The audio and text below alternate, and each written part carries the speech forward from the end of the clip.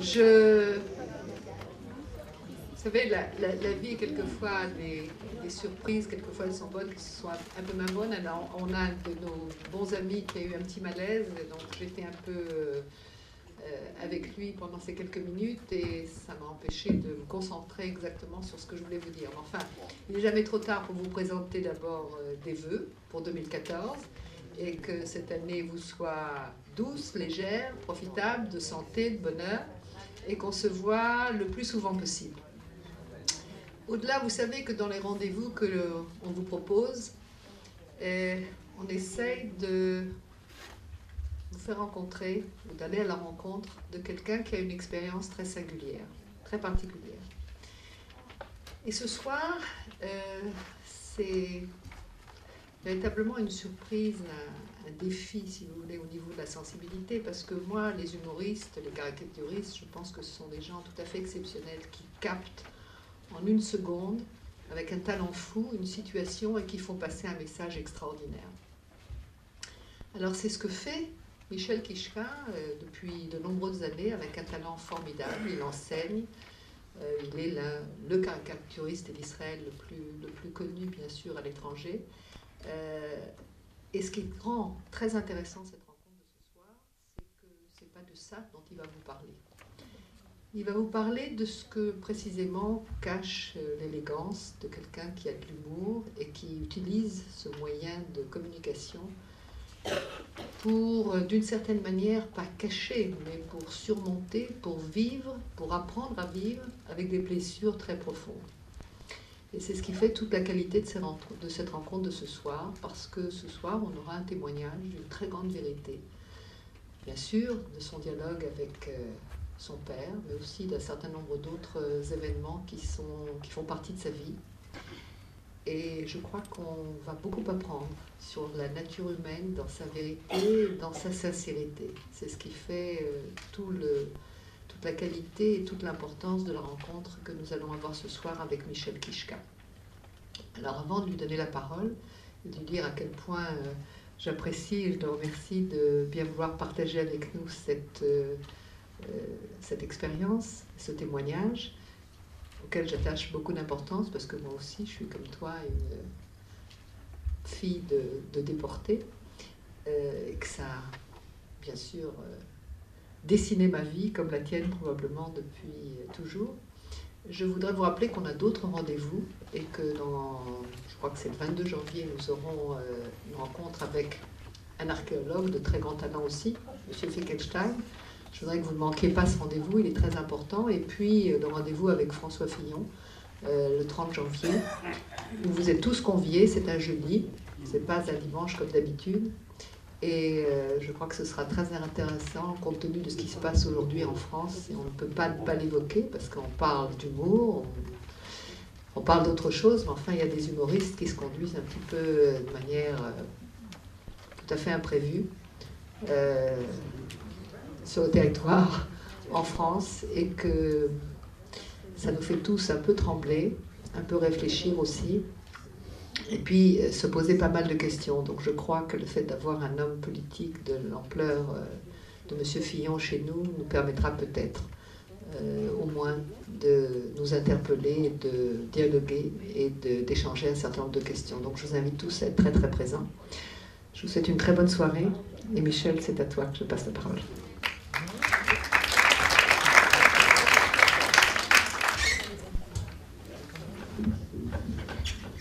Bonsoir à tous. D'abord, Claude, merci. Je l'appelle Claude, hein. C'est pas Brightman chez moi, c'est juste Claude. Ça fait quand même quelques années qu'on se connaît. Je te remercie de m'inviter ici ce soir, justement pour parler de ça. Parce que c'est vrai que ce soir, j'aurais pu parler de l'affaire Dieudonné. Seulement, je ne vais pas mélanger les genres. Dans la même mesure où dans ce livre, et vous le verrez, je n'ai pas parlé d'Israël. J'ai voulu parler de la deuxième génération. J'ai voulu faire un travail d'introspection sur ce thème. Je voudrais bien aussi remercier Nicole, Madame Nicole qui est là. C'est déjà la deuxième fois que je suis invité dans le cadre de vos cycles de conférences. La première fois, c'était pour parler de caricature. Ça avait été un peu houleux. Il y avait beaucoup de gens pas d'accord avec moi dans la salle. Ce soir, on ne va pas discuter qui est d'accord ou non. Je vais vous raconter ma vie. C'est tout simple. Alors, ce que je veux surtout vous raconter, vu que le livre est là, Et il y en a qui l'ont lu, je le sais. Il y en a qui vont le lire. Donc je ne vais pas vous raconter le livre, mais je vais vous raconter comment il est né. Parce que c'est un livre que j'ai porté en moi en voulant le faire pendant au moins 10 ans. Il m'a fallu tout un travail de préparation très long pour le faire. Et vous savez, comme Claude le disait, c'est vrai, bon, on a été des enfants de la deuxième génération. Il m'a fallu des années pour le comprendre. D'abord que c'était ma définition, que c'était en fait, si je voulais m'auto-définir, la première phrase que j'aurais dû dire, c'est que je suis un enfant de la deuxième génération. Mais ça n'a pas été évident pour moi, parce que, comme beaucoup de gens de ma génération, beaucoup d'enfants de ma génération, on a grandi dans le silence de nos parents. Donc je savais que mon père avait été dans les camps, et je savais qu'il y avait une majuscule à camp. Je ne savais pas ce que ça voulait dire. Moi, les seuls camps que je connaissais, c'était les camps de vacances. Là, je viens de rencontrer un ancien ami, on partait en vacances ensemble à La Chaumière, en Belgique. Pour moi, les camps, c'était ça. Je savais qu'il avait un numéro sur le bras. Je savais que les Juifs avaient été marqués d'un matricule. Je ne connaissais pas son numéro. Je n'osais même pas lire les chiffres. Et puis, c'était même un peu flou. Donc, je savais que c'était là. Je savais que cette histoire, elle était dans la maison. Mais je ne me rendais pas compte à quel point ça me marquait. Parce qu'au fond, j'ai toujours cru, j'ai toujours pensé, j'ai toujours senti que j'avais eu une enfance heureuse. Et au fond, voilà, j'étais un enfant comme tout le monde, ou presque comme tout le monde. Et un adolescent aussi, presque comme tout le monde. Et c'est en faisant mon alia, j'ai fait mon alia, le mois prochain, ça fera 40 ans. Ce sera un bon sujet pour un livre, ça. Le mois prochain, ça fera 40 ans. C'est en faisant mon alia, en m'éloignant un petit peu du giron familial, en prenant un peu mes distances par rapport à cette Belgique où je suis né, et que j'aime beaucoup et que j'aime jusqu'aujourd'hui, pour ce qu'elle a été. Je ne connais pas la Belgique d'aujourd'hui. En me mariant, et en devenant papa, et en observant mes enfants grandir, que j'ai commencé un petit peu à me revoir moi, à l'âge que j'avais. À voir un peu quelle différence il y avait en fait. Et à penser ce que ça a été pour mes parents d'être parents à cette époque-là. Et il y a eu des actes, il y a eu des moments très forts qui ont été des dates dans ma propre biographie qui ont fait que finalement j'ai fait ce livre et je vais un peu d'abord vous raconter ça. D'abord, quand je suis né en Belgique, j'étais gosse, c'est ce que je lisais. Parce que bon, vous savez, la Belgique, il y a quelques Belges dans la salle, sinon les gens savent que la Belgique c'était le royaume de la bande dessinée. Quand on dit la bande dessinée franco-belge, pendant des années, la belge a été prédominante sur la franco. Après, ça s'est équilibré et puis ça a changé. Mais mon enfance, elle a été bercée par tout ce qui se faisait en Belgique.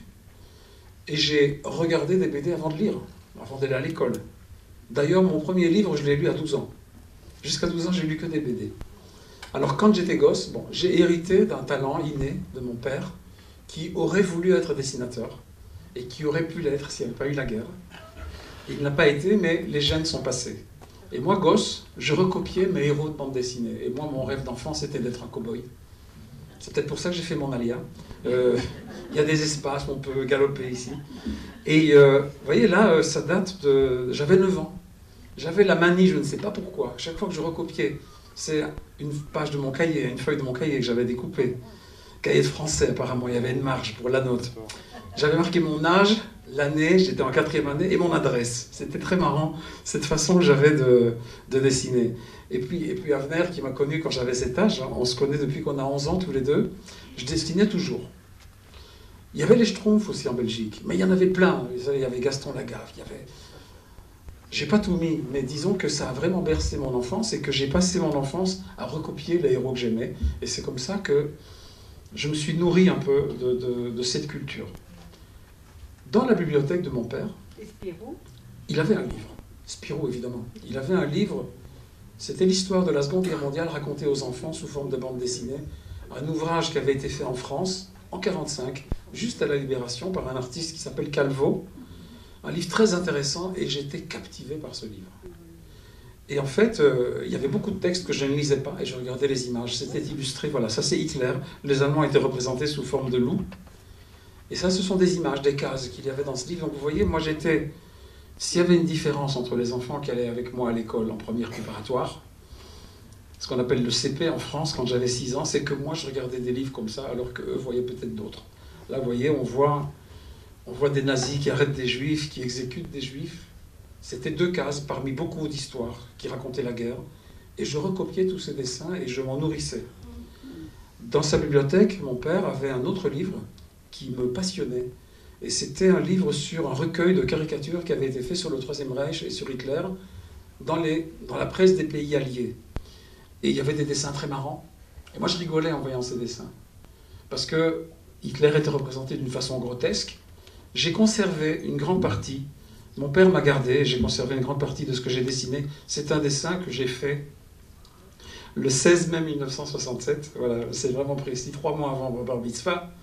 Et on voit Goebbels en train de dépeindre Hitler comme un espèce de dieu grec ou de dieu romain, avec un ange qui lui pose des lauriers sur la tête, alors que le vrai Hitler est-ce qu'il est là sur son tabouret avec des mouches à merde autour de la tête.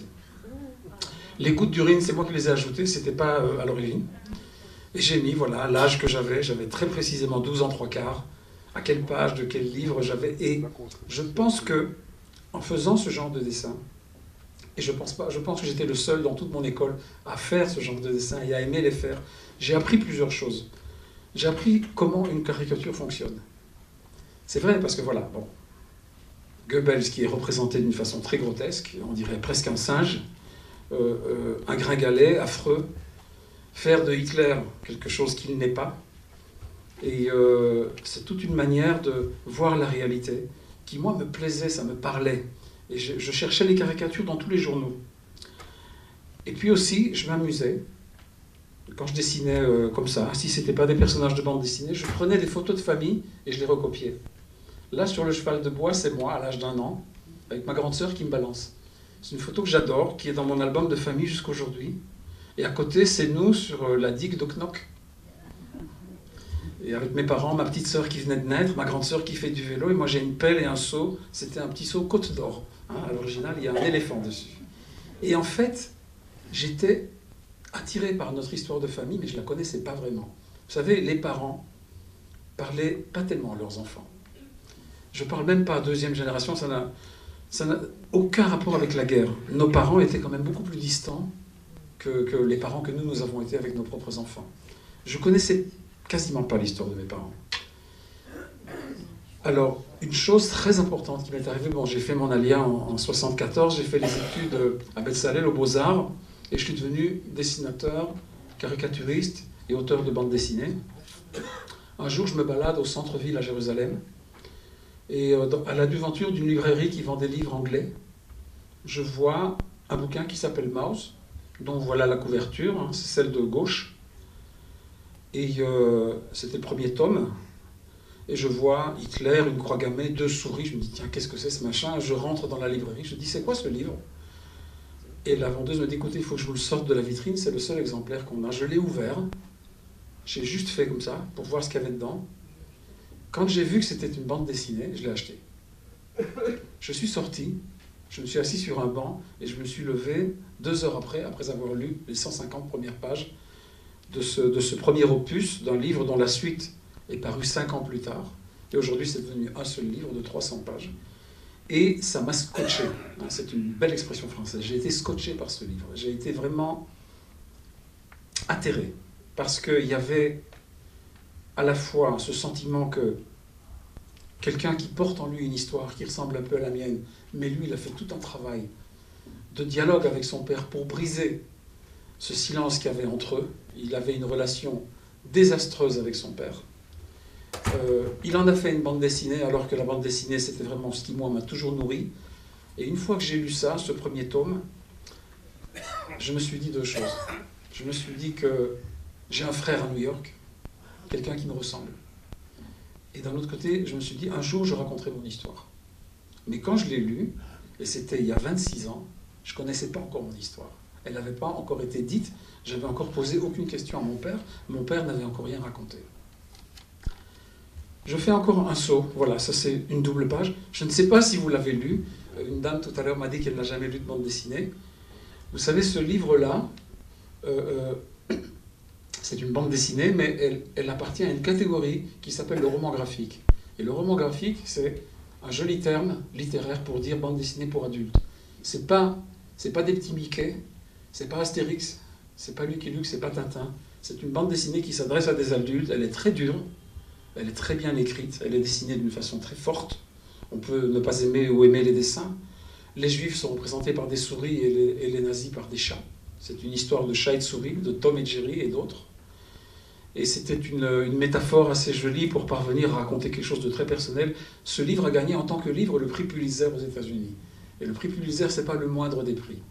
Et il a été traduit en 17 langues. Et quand je l'ai lu, j'ai eu le sentiment d'avoir un chef-d'œuvre entre les mains. Et j'ai attendu 5 ans la suite, et j'ai dévoré la suite comme j'avais dévoré le premier tome. Et je connais aujourd'hui Art Spiegelman, avec lequel j'ai été en contact et que j'ai rencontré quelques fois. Dans ma biographie, et ça c'était 2 ans après la découverte de ce livre, et c'est une chose dont je vais parler un peu plus tard, un peu plus en détail, mon petit frère s'est suicidé. Et c'est quelque chose qui a été pour moi une douleur interne très profonde avec laquelle je n'ai pas su quoi faire. Je l'ai gardé en moi et ça s'est très mal passé. Il faut que je vous raconte ça après, mais je vous dis, ce sont quand même des dates, des jalons importants dans les choses qui m'ont amené finalement à essayer de sortir les choses que j'avais à raconter. Ce qui s'est passé, et ça c'est le paradoxe de mon histoire personnelle, c'est que à la Shiva de mon petit frère, je suis parti en Belgique, la Shiva c'était chez mes parents à Bruxelles, mon père est en vie, en avril il va avoir 88 ans, il est en bonne santé. Ma mère est décédée il y a 12 ans, la Shiva s'est passée chez eux et moi je pensais, parce que j'avais été à des Shivas en Israël, je sais qu'on s'assoit avec la famille, avec les amis, avec les proches, on parle. On sort les albums de famille, on mange ensemble. En général même on apporte à manger aux gens, parce que vous n'êtes pas leurs invités, vous venez les consoler. Et on évoque des souvenirs, on peut rire des fois, on peut pleurer. En tout cas c'est une semaine au long de laquelle on évoque énormément le défunt pour finalement mieux s'apprendre à s'en débarrasser, plutôt pas s'en débarrasser, mais à sortir de ce rôle, parce qu'on est obligé de se lever. Disons, je ne suis pas un juif pratiquant, mais dans le judaïsme, je pense que la Shiva, c'est une invention extraordinaire. Je ne sais pas comment on fait quand il n'y a pas de Shiva. En tout cas, j'arrive à Bruxelles, il y a l'enterrement, et le soir, premier soir de la Shiva, les gens qui étaient venus pour prier, le rabbin de Bruxelles, M. Ben Guigui qui était là, bon, tout le monde est parti, et on est resté des anciens amis de la Chomère. Soit des amis qui avaient connu mon petit frère, ou ma grande sœur, ou moi, ou ma petite sœur. Donc, il y avait un groupe de copains, tous belges. Et au lieu qu'on parle de mon frère, mon père, ce premier soir, a commencé à raconter ce qui lui est arrivé pendant la guerre. Et pour moi, ça a été un choc terrible parce que j'étais pas prêt à l'entendre à ce moment-là. Je continue. Je pense que ça a été le point de départ d'un besoin pour moi d'écrire. Et j'ai tenu des journaux. C'est pas le journal d'Anne Frank, c'est le journal de Michel Kichka que personne n'a jamais lu à part moi-même. Et ça a été un peu la poubelle, comme il y a des poubelles dans les ordinateurs.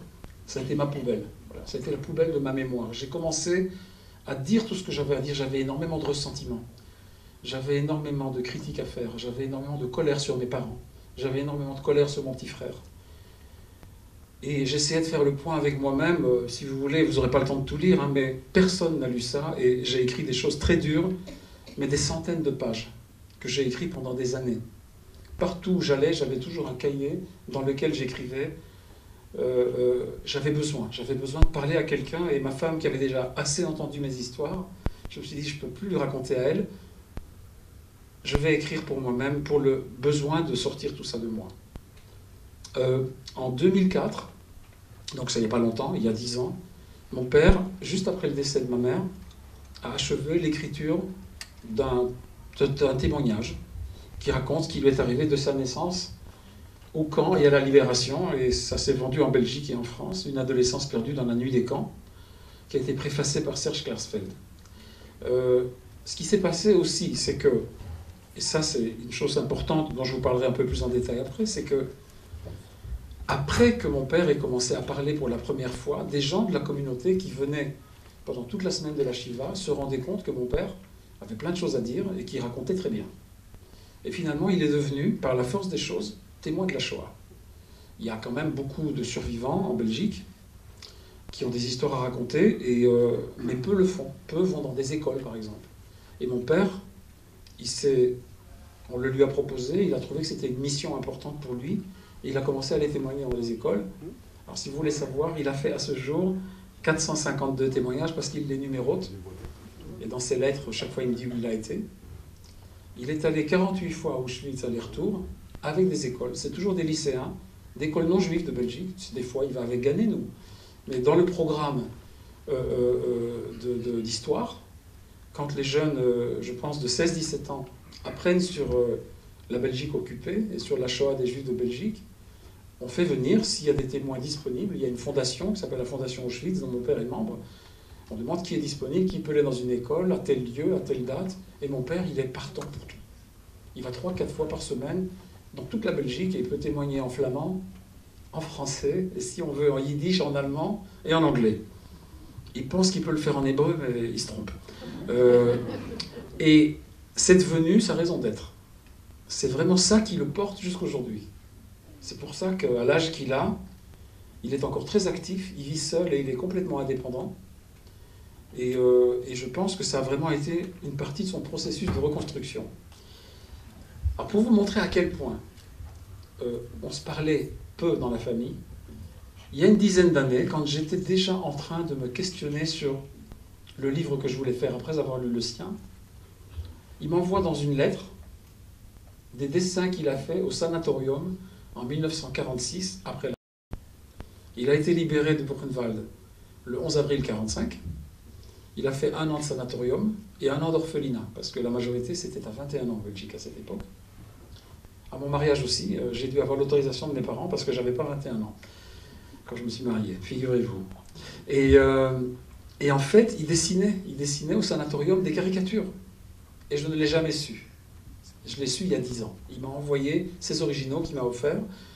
Il en a fait en flamand, en français, et vous voyez, dans le dessin du haut, c'est Hitler à qui on refuse l'entrée en enfer.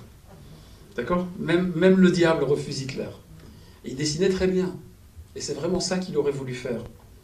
Mais à la place, il a vendu des schmattes. Alors pour ceux qui ne parlent pas le yiddish, c'est des vêtements, des fringues. Il y a, en 2006, ma grande sœur, ma sœur aînée, qui avait fait son alia avec un garin de la Chomère dans un kibbutz à Revadim, est décédée d'un cancer. Ça a été un processus qui a duré 5 ans. Et étant donné qu'on a été les 2 seuls de la famille à être en Israël, sa maladie nous a énormément rapprochés. Elle était soignée en département oncologique à Hadassah, à Jérusalem. Je suis de Jérusalem. Ça fait que, avec ma femme ou sans elle, on a toujours été à son chevet quand elle était hospitalisée. J'allais la voir au kibbutz. Chaque fois que je pouvais, c'est... À Revadim, c'est à côté de la Troune, c'est sur la route Tel Aviv-Jérusalem. Donc quand je rentrais chez moi de Tel Aviv, je faisais un crochet par le kibbutz pour la voir comment elle est. Et de quoi est-ce qu'on a parlé pendant ces 5 ans ? On a parlé de notre histoire. On essaie un peu de revoir notre histoire. Parce que quand même, tout ce que j'ai vécu, elle l'a vécu. Elle l'a vécu avec 4 ans et demi d'avance sur moi. Elle avait des souvenirs que je n'avais pas.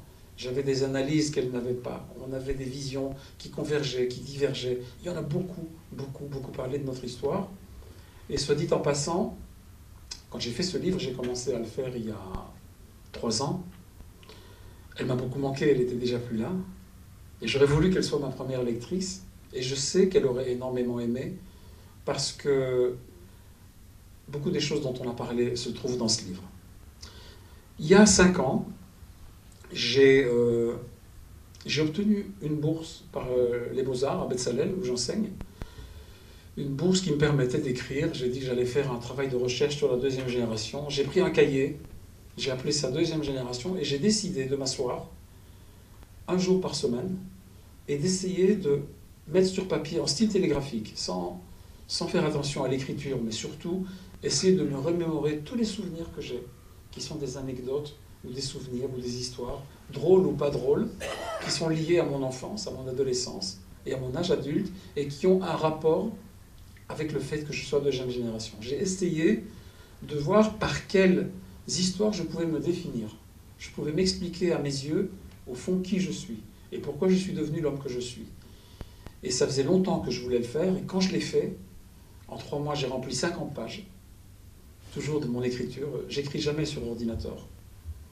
J'écris toujours à la main, et puis après, je tape, si c'est nécessaire. Et j'étais tellement content d'avoir enfin fait quelque chose que j'ai pris ce cahier et je l'ai mis dans un tiroir que je n'ai pas ouvert pendant presque 3 ans. Parce que je ne savais pas ce qu'il fallait que je fasse avec ça. Mais par contre, j'ai commencé à raconter autour de moi, à des amis, à des proches, à des collègues, je vais faire un livre autobiographique. Et je l'ai tellement dit qu'un jour ma femme m'a dit, écoute, tu racontes à tout le monde que tu vas faire ton livre, mais tu ne le fais pas, alors ou tu fermes ta gueule ou tu le fais. À toi de décider. Et j'ai compris qu'il fallait que je fasse quelque chose. Et j'avais besoin de temps. Je savais que j'avais besoin d'avoir du temps pour moi-même, de prendre du temps pour moi-même. Et je suis parti, j'étais invité à un colloque en France, et au moment où on me demandait par mail à quelle date je veux mon billet aller-retour, ma femme, qui s'appelle Olivia, me dit de prendre 10 jours de plus. Le colloque c'est 2 jours, prends 12 jours. Comme ça tu as 10 jours pour toi tout seul. J'ai trouvé que c'était une bonne idée. Et en fait j'ai pris avec moi, j'ai obtenu un appartement. Un ami a mis à ma disposition un appartement à Liège, la ville où j'ai passé mon adolescence, mais ça aurait pu être en Galilée, ça aurait pu être ailleurs. J'étais seul, j'avais 3 choses dont j'avais besoin. Il y avait de la lumière, il y avait l'internet, et il y avait une machine à café. Et pour travailler, c'est juste ce qu'il me faut. Et je suis parti avec, là à l'extrême gauche sur la table, il y a un album de photos de famille. Les petits trucs noirs, ce sont mes journaux que j'ai écrits. Il y en a 3 sur la table. Un à gauche, un à droite et un au milieu. Mon petit ordi portable, des feuilles, des crayons, une gomme et des stylos. C'est tout ce dont j'avais besoin. Pendant 10 jours, j'ai travaillé 18 heures par jour. Et j'ai pas fermé l'œil. J'étais tellement... C'était la première fois que j'écrivais. J'étais tellement pris par ce que je faisais que j'ai pas dormi. Alors, les photos de famille, j'ai revu toute notre histoire familiale à travers les photos. D'habitude, je les regardais par nostalgie. Là, je les regardais en me disant, ce petit Michel Kichka, qui avait 6 ans, qui avait 8 ans, qui avait 9 ans, qui avait 15 ans, qu'est-ce qu'il savait? Qu'est-ce qu'il ressentait? Qu'est-ce qu'il pensait? Quels étaient ses rapports avec ses frères et sœurs? Quelle était sa vie avec ses parents? Qu'est-ce qu'il savait de ses parents? Qu'est-ce que ses parents savaient de lui? C'était quoi le problème? Où il était le problème à la maison? Et ces photos m'ont permis de faire un travail d'introspection très profond. C'était une véritable machine à remonter le temps et ça m'a beaucoup inspiré aussi, graphiquement, pour faire les dessins. Et puis, la ville où j'ai grandi, alors là, c'était pas très beau à voir. Hein. Je n'étais pas liégeois, j'étais d'une ville qui s'appelle Seraing, qui était la capitale sidérurgique et minière de la Belgique. Le long de la Meuse, la ville la plus polluée de Belgique. J'avais lu un jour dans un journal local qu'il y avait 11 tonnes de poussière qui tombaient sur la ville par an. Effectivement, j'en avais pas mal sur mon appui de fenêtre. Je devais en avoir 100 grammes par an. C'était une ville triste, noire, dans laquelle on a grandi. Et derrière, chez moi, il y avait les cheminées des hauts fourneaux. Et c'était très, très épique. Ensuite, grâce au fait que j'avais cet ordinateur portable et Internet, je savais que si j'avais besoin de références de la Shoah, parce que j'allais parler un peu de l'histoire de mon père en toile de fond, il suffisait que j'écrive Auschwitz, que j'écrive Buchenwald pour avoir toutes les images dont j'avais besoin pour pouvoir créer ce livre. Parce que quand on fait de la bande dessinée, on pense en texte et en images simultanément. Donc on écrit et on dessine en même temps. C'est un peu ce qui nous différencie des écrivains. C'est qu'on voit des images et qu'on les traduit. Ça c'est la libération du camp de Buchenwald, vous devez sûrement le savoir. Elie Wiesel est sur un de ces lits là, quelque part. Je ne sais plus exactement à quel endroit. Et puis, j'ai pris avec moi toutes les photos que mon père m'envoie de ses pèlerinages, appelons ça pèlerinage, ou de ses visites, ou de ses voyages qu'il accompagne à Auschwitz. Et j'en ai beaucoup, hein, parce que vous savez, avec mon père, c'est très marrant, on ne communique que par lettres. On ne peut pas communiquer par téléphone parce qu'il a horreur de parler au téléphone, et que quand on lui parle, il n'écoute pas. Donc, c'est pas la peine. Deuxièmement, on lui avait offert, pour ses 75 ans, un fax, une machine facsimilée, en se disant « ce sera plus facile, on pourra communiquer plus vite ». Il y avait trop de boutons pour lui, c'était trop compliqué, il nous l'a rendu. J'ai voulu lui acheter un ordinateur pour qu'on puisse envoyer des mails, c'était peine perdue, il a refusé.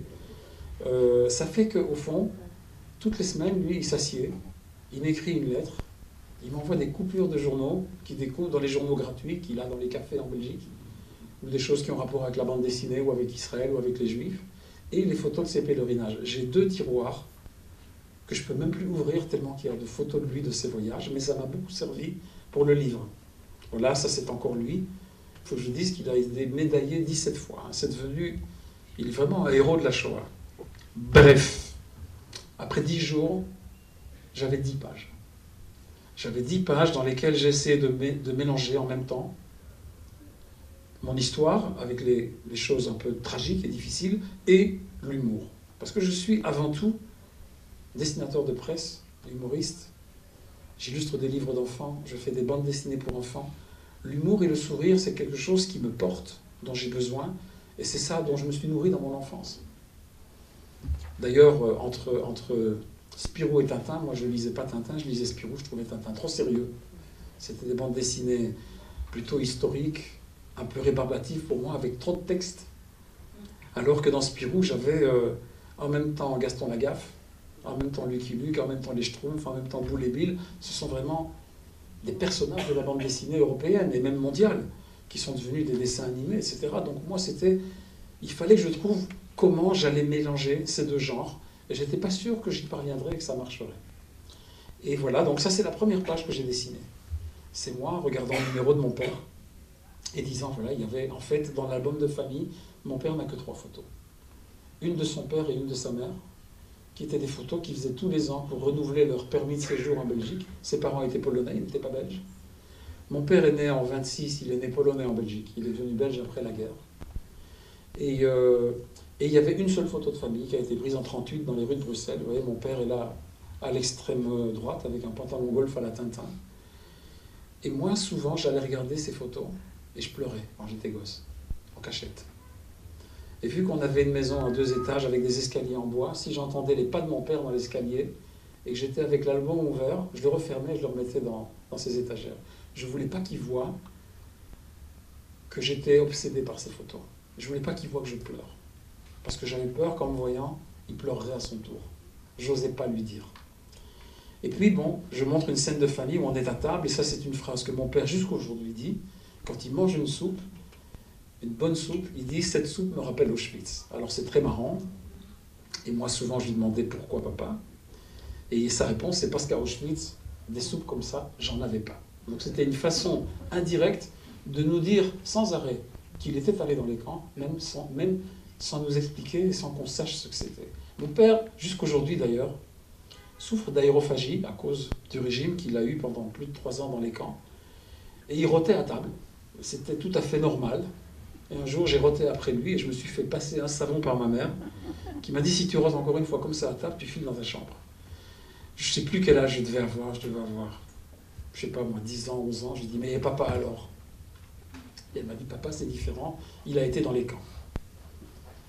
Et moi, je me dis, mais qu'est-ce que c'est que ces camps, en fait? Pourquoi ça lui donne le droit de roter, et moi qui n'ai pas été dans les camps, je ne peux pas roter?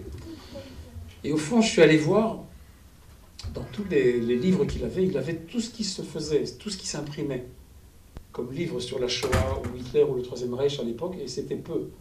Dans les années 60 et 70, il n'y avait pas autant d'écrits, de littérature qu'il y a depuis le milieu des années 80. Ça a peut-être commencé par Shoah de Lanzmann, il y a le livre de Raoul Hilberg, et puis il y a eu une écriture qui s'est faite. Il y a des documents qui ont été découverts, des archives qui ont été ouvertes, disant que c'est devenu un sujet d'étude, beaucoup plus que ça ne l'était à l'époque. Et j'ai cherché mon père partout dans ces livres et je ne l'ai jamais vu. Et je ne comprenais pas comment ça se fait qu'il n'était jamais sur la photo quand on faisait la photo. Et je ne savais pas comment il était en fait. Quelle tête il avait à l'époque. Comment c'est d'avoir 18 ans, 19 ans et de peser 27 kilos. J'avais pas d'idée. C'est le poids qu'il avait à sa libération. Et dans les photos que je voyais, il y avait ces photos qui sont des photos très célèbres. Ça, c'est la Shoah par Bell en Ukraine. C'est l'enfant dans le ghetto. C'est devenu une photo emblématique. Et je me demandais, mais peut-être qu'au fond, c'est ma grand-mère et ça, c'est mon grand-père. Et je ne le sais pas, et je ne le saurai peut-être jamais. Ils n'ont pas de sépulture. Je ne connais même pas la date de la mort de mes grands-parents et de mes tantes. Et mon père était en Israël il y a un peu moins d'un mois, il y a un mois, dans la semaine où il y avait une tempête de neige à Jérusalem. Et on a fait ensemble le calcul, je lui ai demandé de m'aider à trouver la date du décès de son père, et on l'a trouvé. On l'a trouvé. Avec les dates de la sortie de Grosse Rosen, avec la marche de la mort, avec l'arrivée à Buchenwald. Il est mort en arrivant à Buchenwald. Donc mon père a la date, et maintenant je sais que ce jour-là, j'allumerai une bougie. Ce sera en février. Et je voyais ces photos et ça m'habitait. Et j'avais des fois des visions la nuit, des cauchemars. Là, j'ai essayé de dessiner un cauchemar. Je voyais... Surtout, ce que je voyais dans les cauchemars, c'est que je voyais mon père mourir dans les camps. Parce que c'était trop terrible. Les photos que je voyais, hein, ces montagnes de cadavres, de chaussures, de lunettes, etc., etc. Pour un enfant de mon âge, ça faisait marcher mon imaginaire, d'autant plus qu'on ne nous racontait pas. Donc, moi, j'avais une Shoah imaginaire qui était peut-être plus terrible que la vraie. Et un soir, je me suis réveillé en hurlant et mon père est venu à mon chevet en me demandant ce qui se passait. J'ai pas osé lui dire, papa, j'ai rêvé que tu mourais dans les camps. Qu'on te pendait sur la place du rassemblement ou que tu t'électrocutais sur les fils du camp. Et je lui ai dit, j'ai eu un mauvais rêve. Et il m'a dit, ça passera. Et au fond, je dis, dans cette case-là où il est près de moi, je dis, au fond, il ne me racontait pas sa Shoah et moi, je ne lui racontais pas mes cauchemars. Donc, on était ex aequo. Et des fois, j'avais des bons rêves, et c'est pour ça, moi, vu que je lisais Lucky Luke, alors mon père est shérif, il a mis Hitler en prison et il a touché la prime de 6 millions de dollars. Hein. Et voilà, c'est un peu comme ça que s'est passée mon enfance. Et en fait, dans un dessin, j'ai essayé de tout réunir. Le jour de mes 5 ans, mon père m'a pris sur ses genoux dans la cuisine et il m'a dessiné un nazi comique sur une feuille de papier. Je n'ai pas conservé cette feuille, mais j'ai enregistré ce dessin dans ma tête. Et j'ai ri aux éclats sur ses genoux pendant qu'il me dessinait un nazi qui avait un pot de chambre au lieu d'un casque, un balai de sorcière au lieu d'un fusil, qui avait un boxer à fleurs au lieu d'un uniforme, qui avait le nez qui coule, qui avait les dents qui dépassaient et qui criait à Hitler en marchant au pas de doigt. Et moi, je m'éclatais. Et je pense que le jour où il m'a fait ça, il m'a transmis ce qu'il pouvait me transmettre. Il dessinait peu, parce que c'était pas son métier, ça l'est devenu à sa retraite. C'est devenu un passe-temps pour lui. Et là, voilà, je dessine Himmler et mon père en train de lui montrer son cul, lui faire un bras d'honneur et lui tirer la langue. Chose qu'il ne pouvait pas faire dans les camps, mais c'était un peu sa revanche. Il le faisait pour moi. Et j'ai essayé de reconstituer, pour dessiner mon livre, j'ai reconstitué la cuisine qu'on avait. Vous savez, j'avais pas de téléphone portable quand j'étais petit, et on ne faisait pas de photos quand on était à table. Et j'ai tout reconstitué pour bien me situer dans l'espace. Où est-ce que ça s'est passé, cette scène où il m'a dessiné? C'est pour ça que sur la table, il y a une feuille avec un crayon. C'est là, dans cette cuisine, que ça s'est passé. Et en fait, j'ai sauté un peu loin. Quand je suis arrivé à faire les 10 premières pages, je suis revenu en Israël, vu que j'étais parti 10 jours à Liège, et vu que ma femme m'avait vraiment obligé à m'asseoir et à commencer à faire cette histoire dont elle ne voulait plus entendre parler, mais qu'elle voulait voir, je suis venu et j'ai mis mes 10 pages sur la table de la cuisine et je lui ai dit, regarde. Et elle m'a dit, je ne veux pas les voir maintenant. Je veux voir quand tu auras fini ton livre. Elle m'a vraiment mis au défi. Et elle m'a dit, je ne suis même pas sûr que tu auras le courage d'aller jusqu'au bout. Donc vraiment, elle m'a poussé au bout de mes limites. Elle voulait mon bien. Et elle savait que si elle me disait, c'est merveilleux, j'aurais peut-être été tellement content de moi que je me serais reposé sur mes lauriers et que je n'aurais pas été au bout. Parce que je savais, en faisant ça, en m'isolant pour la première fois depuis 35 ans où je travaille pour toutes les maisons d'édition et les journaux, etc. C'était la première fois que je travaillais pour moi-même. Et que j'écrivais aussi, c'était la première fois que j'écrivais vraiment. Je savais que 10 pages, ça m'avait pris 10 jours sans dormir. Je ne parvenais pas à m'endormir. Quand je vous ai dit que je travaillais 18 heures par jour et que je ne dormais pas, c'est pas que je ne voulais pas dormir. Je me tournais d'un côté à l'autre dans mon lit. Parce que j'étais tellement habité par ce que j'étais en train de faire. D'abord, j'avais un niveau d'adrénaline incroyable qui coulait en moi, d'émotion, d'excitation. Et je ne voulais pas perdre mon temps dans mon lit. Mais je me couchais parce qu'il fallait bien se coucher. Je n'allais quand même pas travailler 24 heures sur 24 pendant 10 jours. Je n'aurais pas tenu. Enfin, il y avait le café quand même. Bref. Et je me dis, bon, j'ai fait 10 pages de cette manière-là, comment je vais faire un livre maintenant? Parce qu'entre-temps, en dessinant ces 10 pages, j'avais écrit déjà les 50 pages suivantes. Parce que j'avais relu tous mes journaux. J'avais revu toutes mes photos de famille. Et tout était sorti. Là, c'était vraiment un moment magique et incroyable. Donc, ne sachant pas comment continuer ce travail, je me dis, je ne peux quand même pas m'isoler maintenant pendant 100 jours pour finir mon livre. Je n'ai pas 100 jours à moi. Je suis parti en France avec les 10 pages que j'avais et j'ai frappé aux portes des éditeurs. La vérité, je leur ai envoyé des mails avant d'arriver. Avant, on frappait aux portes sans envoyer de mails. J'ai contacté des éditeurs en me disant j'aimerais bien avoir leur regard, avoir un feedback, qu'on me dise c'est bien, c'est pas bien, c'est intéressant, ça va pas, ça marche bien, ça marche pas. Je ne savais pas ce que j'avais entre les mains. J'ai vu 3 grands éditeurs en France, et le 3e a été Dargaud, et ce n'est ni plus ni moins l'éditeur d'Astérix, de Lucky Luke, etc. Ceux qui connaissent un peu la BD savent que c'est un grand nom dans la bande dessinée. Et l'éditrice que j'ai rencontrée a été très intéressée par le travail, et 48 heures après notre rencontre, elle m'a téléphoné pour me dire écoute, j'ai montré tes esquisses à la direction, les pages que tu as faites, on va faire ton livre, on va t'aider à faire ton livre, on va te faire un contrat, et on va te fixer un deadline et on va travailler. Et là, je suis vraiment tombé sur mon cul, parce que je ne m'attendais pas à ce que ça aille si vite. Je pensais qu'on allait me dire, qu'on allait me faire des remarques, et qu'on allait un peu m'aider, m'orienter, est-ce que j'étais dans la bonne direction ou pas. On ne sait pas ce qu'on fait. Et puis c'était terriblement autobiographique. Mais elle, ce qu'elle a senti, c'est que c'était beaucoup plus qu'une autobiographie, qui avait une dimension très universelle, que ce n'était pas que mon histoire, que ça allait rencontrer l'histoire de beaucoup d'autres gens qui, comme moi, ont vécu des traumatismes, mais pas nécessairement des traumatismes de la 2e génération, d'autres traumatismes. Parce qu'elle savait, je le lui avais dit, qu'il y aura au cœur du livre l'histoire du suicide de mon petit frère. Et ça l'a beaucoup interpellée, ça. Elle était sûre que c'était un livre, parce que vous voyez, je ne voulais pas, par exemple, aller chez un éditeur juif. Je ne voulais pas que ce soit un livre qui reste dans la communauté. Je voulais que ce soit un livre qui allait s'adresser à tout le monde. Et j'ai choisi de le faire en français, je voulais le faire en hébreu, mais en Israël, la bande dessinée, c'est un tout petit domaine pas très développé, et je savais qu'en France, j'aurais plus de chances de trouver un grand éditeur, parce qu'il faut aussi financer un projet comme ça. Et c'est ça qui s'est passé. Donc, j'ai eu un contrat que j'ai signé avec Dargaud, et pendant 6 mois, j'ai dessiné 120 pages, que j'ai écrites et dessinées, voilà, regardez. Voilà. J'étais tous les jours à ne faire que ça pendant 6 mois. Je ne m'arrête pas tellement dessus, parce qu'après je vais vous les remontrer. Et en fait, ce qui se passait, c'est que quand j'avais pas une idée encore de la mouture générale du livre, mais je savais toutes les histoires que je voulais raconter. Chaque fois que je finissais une histoire, ou une anecdote, ou un paragraphe, je l'envoyais à mon éditrice, on se fixait un rendez-vous sur Skype, et on parlait du travail que j'avais fait. Et elle, pendant 6 mois, elle m'a encouragé à aller jusqu'au bout de ce que je voulais faire, en me posant des questions, en me poussant, en me portant, parce que c'est un projet pas facile à porter. J'ai en fait, ça a été 6 mois merveilleux, parce que Olivier a compris que j'étais en train de travailler sur quelque chose de sérieux.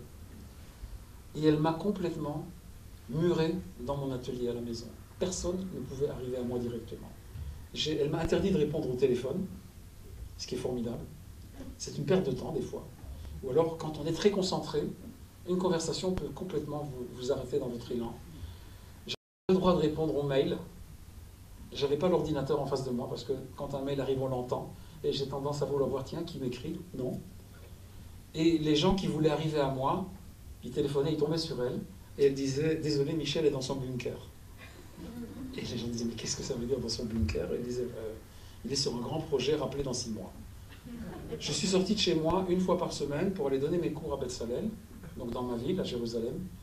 Et c'est le seul jour, le mercredi, où je prenais l'air. Je n'ai vu personne. On n'a invité personne. Pour moi, c'était formidable. J'aime bien recevoir, j'aime bien sortir, j'aime bien la vie sociale. Mais c'était la première fois que j'écrivais vraiment quelque chose de très personnel, et j'avais besoin de ce tout seul. J'avais besoin de cette bulle dans laquelle j'étais. Et ça a été 6 mois formidables. Et une fois que tout a été accompli, mon éditrice et moi, on a commencé à faire le tri de tout ce que j'avais fait. À un moment donné, j'ai senti que j'avais dit le principal de ce que je voulais dire. Et on a commencé, elle m'a proposé ce qu'on appelle dans l'édition un chemin de fer, c'est-à-dire dans quel ordre les pages vont se mettre. Comme si la couverture, c'est le wagon, et les pages qui viennent après, c'est la locomotive, pardon, et les pages, c'est les wagons. Alors, c'est dans quel ordre? On est à quel wagon, à quel siège, sur quel quai? Et elle m'a proposé une mouture, je lui ai proposé une autre mouture, et finalement, elle m'a proposé de diviser le livre en 3 temps, qui a été une très très bonne idée, parce que je ne savais pas très bien quelle était la meilleure manière de le présenter. Une première partie qui est mon enfance et mon adolescence, où je suis en Belgique, où je suis le fils de mes parents, et où je raconte notre vie familiale. Une troisième partie où je suis en Israël, je suis marié, j'ai des enfants, j'ai fait mes études. Et au milieu, l'histoire du suicide de mon petit frère, qui est un peu le ciment de ces 2 parties. Elle a compris, l'éditrice, elle n'est pas juive, et elle, son travail, elle est éditrice, elle est rédactrice et éditrice en bande dessinée. C'est une spécialité qui n'existe pas en Israël. Et sa mouture, elle a été importante parce qu'elle sait ce que le lecteur cherche dans un livre. Donc elle m'a évité de me répéter, par exemple, parce que des fois je me répétais. Elle m'a évité certains écueils, comme par exemple m'enfoncer dans des huis clos familiaux et un peu perdre le lecteur dans des considérations sur lesquelles finalement il fallait que je fasse l'impasse. Donc, petit à petit, on est arrivé à 100 pages. Il y a 20 pages qui sont arrivées. Et elle m'a dit, voilà, maintenant, il n'y a plus qu'à les dessiner. C'était que du crayonné, c'était pas publiable. Ça, on ne peut pas faire un livre avec ça. Ça, c'était pour moi une esquisse très élaborée, très avancée et très détaillée, faite avec toute la documentation que j'ai faite. Et ce qu'il y a dans les bulles, c'est un texte que j'ai écrit 5 fois, pour être sûr que chaque mot avait sa place, et pour être sûr que la quantité des images et la quantité du texte faisaient un tout équilibré. Et voilà, et j'ai commencé à ancrer, je me suis dit, bon, j'ai 100 pages, je connais plus ou moins mon rendement, je me suis dit, en 3 mois, j'ai tout fini. 3 pages par jour, facile, fastoche. Ce qui s'est passé, c'est que j'ai pris trop de plaisir à le faire. Et j'ai pas fait 3 pages par jour, j'ai fait 1 page par jour. Il m'a fallu 6 mois pour le dessiner de façon définitive. Et vous voyez le travail que ça demande entre le crayonné et la mise à l'encre. J'ai travaillé à la main, je ne travaille pas sur ordinateur, au pinceau, et que en noir et blanc. Et vu que c'était qu'en noir et blanc, moi je pensais colorier. Parce que je suis un coloriste, et quand j'ai montré mes pages en noir et blanc, l'éditrice, je lui ai dit, vous savez, il y aura encore la couleur, mais je ne voulais pas perdre mon temps à colorer, je voulais d'abord accumuler des pages. Elle m'a dit, c'est une perte de temps, ça marche très bien en noir et blanc. Donc ça m'a véritablement obligé à beaucoup plus dessiner que je n'avais l'habitude de le faire. Pour moi, c'était très important aussi que ce soit beau. Parce que je savais que ça allait être émouvant, que ça allait être dur par moments, mais il fallait aussi que ce soit beau. Alors voilà, regardez, là, c'est la ville. Vous voyez, là, c'est mon père et moi dans la cuisine en tête à tête. Et en fait, j'écris que je trouve que après Auschwitz, il aurait pu trouver mieux comme décor. Hein, par exemple, là, c'est mon père dans l'arrière-boutique. Mon père et ma mère, ils avaient un partage des tâches dans le travail. Ma mère était la vendeuse. Elle parvenait à vendre ce qu'elle voulait, à qui elle voulait. Et mon père, il faisait l'étiquetage de la marchandise, et c'est lui qui allait prendre la livraison de la marchandise chez les fournisseurs à Bruxelles, au Triangle de Bruxelles, à la gare du Midi. Et il avait une espèce d'arrière-boutique, une pièce dans laquelle il était avec sa radio, et il écrivait ses étiquettes. Et moi, je l'imagine dans le livre en train d'étiqueter des pyjamas de déportés. J'avais l'impression que là, il était seul avec sa famille. Il était dans les camps, il n'était pas avec nous. Le livre m'a fait faire des images que je n'avais jamais imaginé que j'aurais pu faire, comme par exemple, il m'avait raconté une anecdote que quand les Américains, l'armée américaine conduite par le général Patton, est arrivée aux portes du camp, et ils voyaient la panique qu'il y avait, ils voyaient les Allemands qui partaient, mais il y avait aussi des Allemands qui, s'ils voyaient un Juif bouger, ils lui tiraient encore une balle dedans pour être sûr d'arriver à 6 millions. Hein. Mon père a eu peur de mourir à ce moment-là parce qu'il sentait que la libération était proche, et il s'est jeté sur un tas de morts. Il a fait le mort. Et c'est comme ça qu'on l'a trouvé, vivant sur un tas de morts. Et là, je l'ai dessiné en train de faire victoire avec sa main sur un tas de morts. J'aurais jamais pu imaginer faire un dessin comme ça si j'avais pas fait ce livre. Et pour vous raconter un peu le processus, voilà, par exemple, je raconte que j'ai passé 6 ans dans un pensionnat à Spa, et la première fois qu'on a eu cours de catéchisme à l'école, j'avais 9 ans, hein, j'étais en ce qu'on appelle en Belgique 3e préparatoire, et il y a un abbé qui est venu, il a fait l'appel, et voilà, et donc je dessine la classe, je dessine l'abbé, L'abbé a fait l'appel, tout le monde dit présent, présent. Il dit est-ce que j'ai cité tout le monde? Et je dis pas moi, monsieur. Et il dit tu t'appelles comment? Je dis Kishka, monsieur. Et l'abbé est venu chez moi, près de moi. Il m'a dit ton papa il a inscrit religion juive sur ta fiche d'inscription. Tu ne dois pas suivre ce cours, va jouer au football pendant ce temps-là. Et je suis sorti jouer au football. Et donc, pour dessiner ça, je me suis aidé de ma photo de classe. Au premier banc, au premier rang, c'est moi. À côté de moi, c'était Michel Berthollet. Une semaine, il était premier de classe, l'autre semaine, c'était moi. Et c'est important que je vous dise que j'étais premier de classe parce que pour mon père, qui avait été un très bon élève jusqu'à la guerre et qui n'a jamais pu compléter ses études, il m'a dit qu'il fallait que je sois premier de classe parce que lui était premier de classe et qu'à cause de la guerre, il n'a pas fini ses études et que non seulement il fallait que je sois premier de classe, mais que je finisse mes études. Donc moi, et ça a été un peu, quand j'ai commencé à connaître ici en Israël des gens de ma génération, on a compris une chose, c'est qu'on a tous été préoccupés à faire plaisir à nos parents.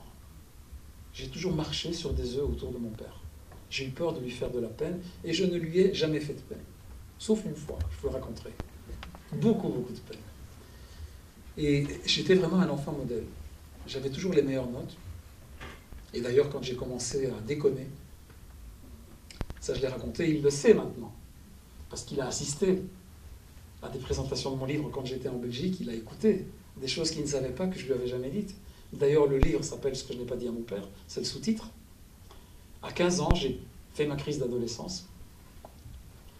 Mais étant donné qu'une crise d'adolescence, c'est des étincelles qui volent dans tous les sens, et que je ne pouvais pas faire ça à mon père, je ne pouvais pas, ni à ma mère.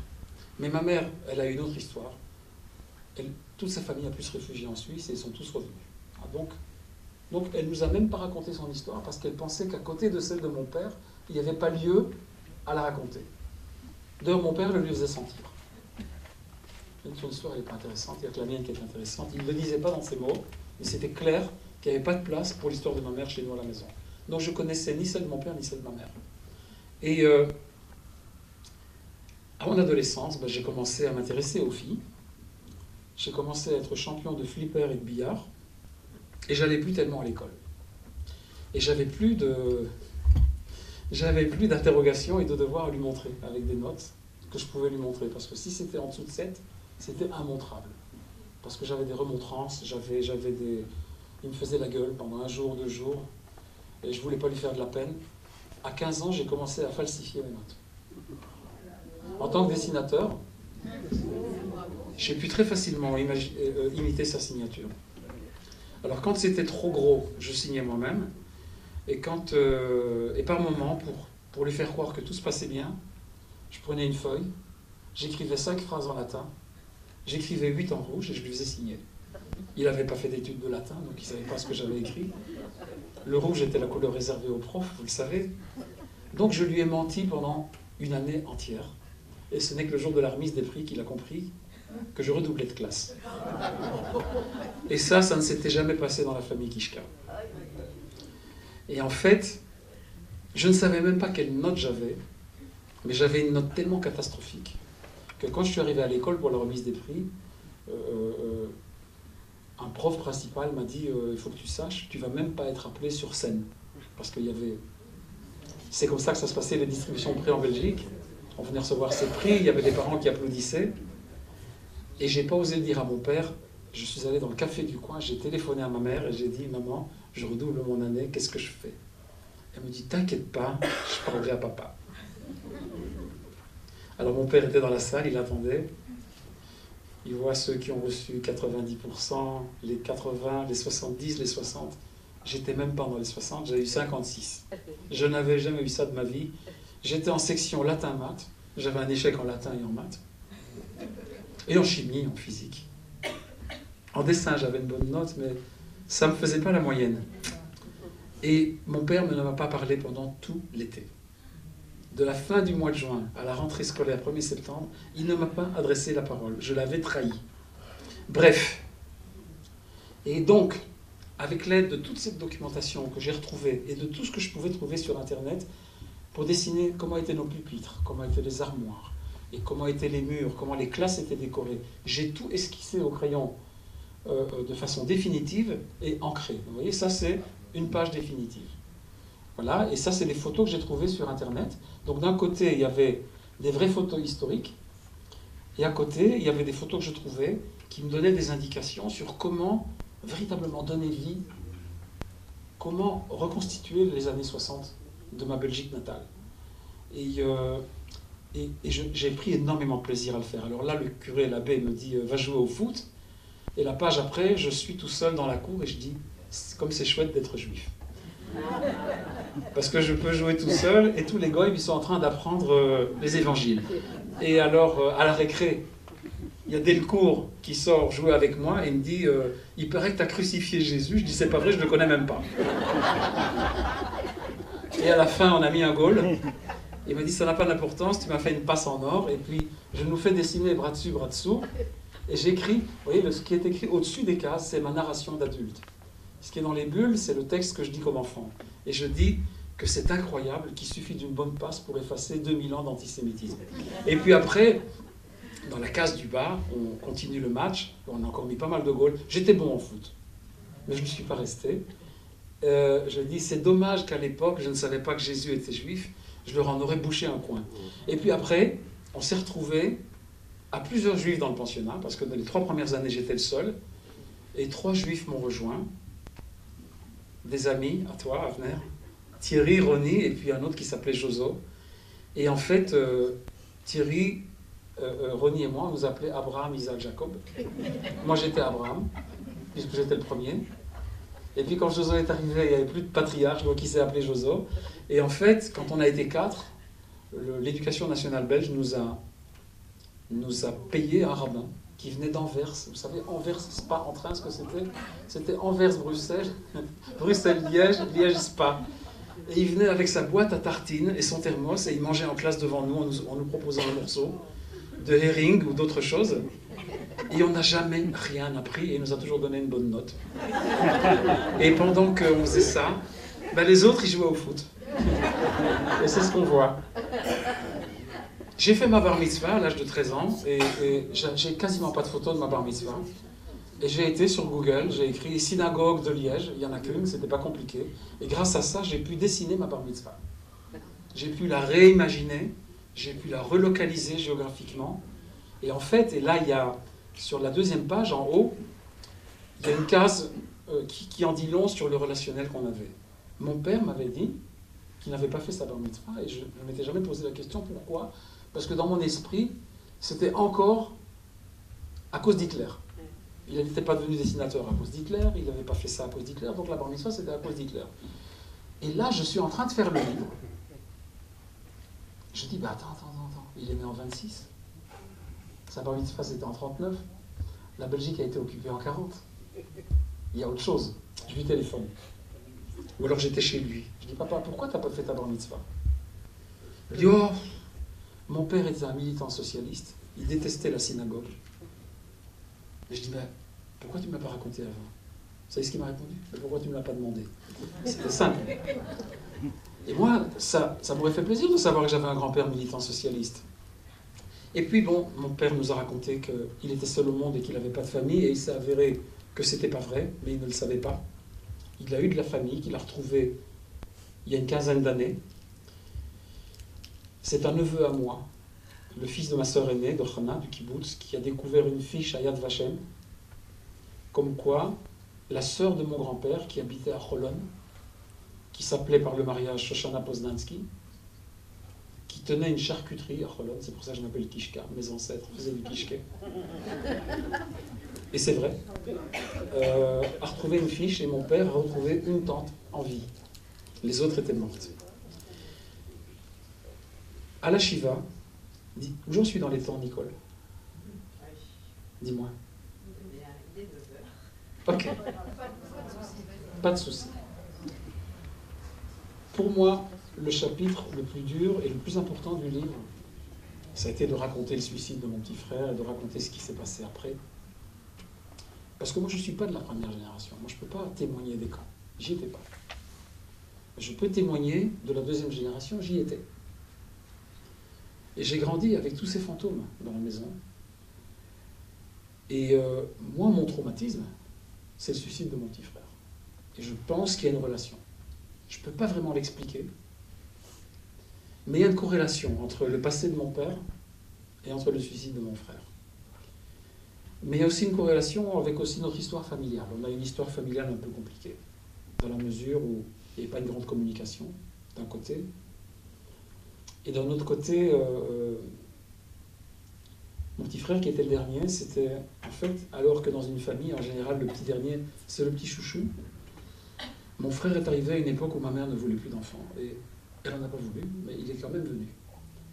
Et pour moi, c'était très dur, parce que je voulais faire un livre. Je n'allais pas faire 2 livres, j'allais en faire qu'un.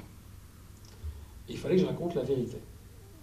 Et la vérité, c'est que notre mère ne nous a pas maternés, mais ça n'a rien à voir avec Hitler. Mais c'est un fait. Et que mon petit frère, il en a énormément souffert, mais il a aussi souffert de... Mon père était un homme déprimé. Mon père était un homme brisé. D'ailleurs, une des choses qui m'empêchait de faire ce livre pendant beaucoup d'années, parce que j'y pensais et je n'osais pas le faire, parce que je ne voulais pas faire de mal à mon père. Mais je savais que j'allais dire des choses qui allaient lui faire mal. Et je savais que j'allais dire des choses que je ne lui avais jamais dites. Et je savais aussi que mon père était devenu, en devenant témoin officiel, était devenu un vrai héros. Vous savez, il a des milliers de lettres d'admirateurs, de lycéens avec lesquels il est parti dans les camps. Il a sa bibliothèque remplie de dossiers dans lesquels, avec sa perforatrice, il met par ordre de date toutes les lettres d'admiration qu'il reçoit. Certaines très belles, quasiment toutes bourrées de fautes d'orthographe. Et c'est vraiment ça qui le porte. Et ça le porte énormément. Et moi, j'avais peur que mon livre, s'il était lu par ces mêmes jeunes, il pourrait être un peu une destruction de l'image de mon père. Et j'ai longtemps hésité à le faire.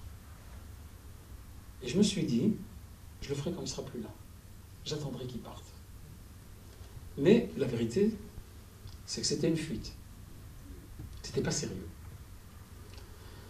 Et c'est une amie d'ailleurs, une très bonne amie, la femme de Toby Nathan, Nathalie, qui elle est psychanalyste et qui étudie les cas de la 2e génération, à qui j'ai raconté que je voulais faire ce livre, mais que j'attendrais que mon père ne soit plus là pour le commencer parce que je n'avais pas le courage. Et je lui dois ça et je la remercie dans le livre. Elle m'a dit, il faut que tu le fasses, il faut que tu le remettes en main. Advienne que pourra. J'étais obligé de le faire. Et donc, entre elle et ma femme, j'étais bien entouré. Parce que c'est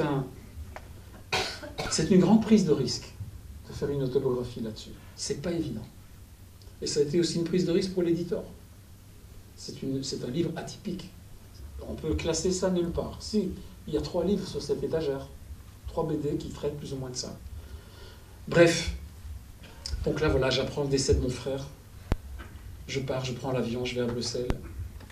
Et puis le soir, voilà, les amis partent. Les gens qui étaient venus prier, les amis restent. Et puis là, mon père, tout d'un coup, j'entends qu'il commence à parler.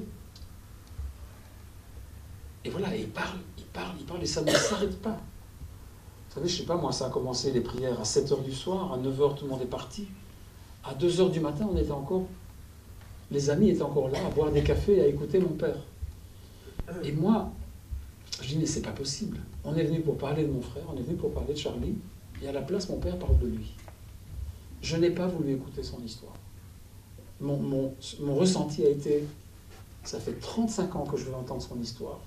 Le moment qu'il choisit pour me la raconter, c'est un timing merdique. Maintenant, j'ai pas envie de l'écouter. Et s'il veut que je l'écoute, eh ben, il aura qu'à me le raconter une autre fois.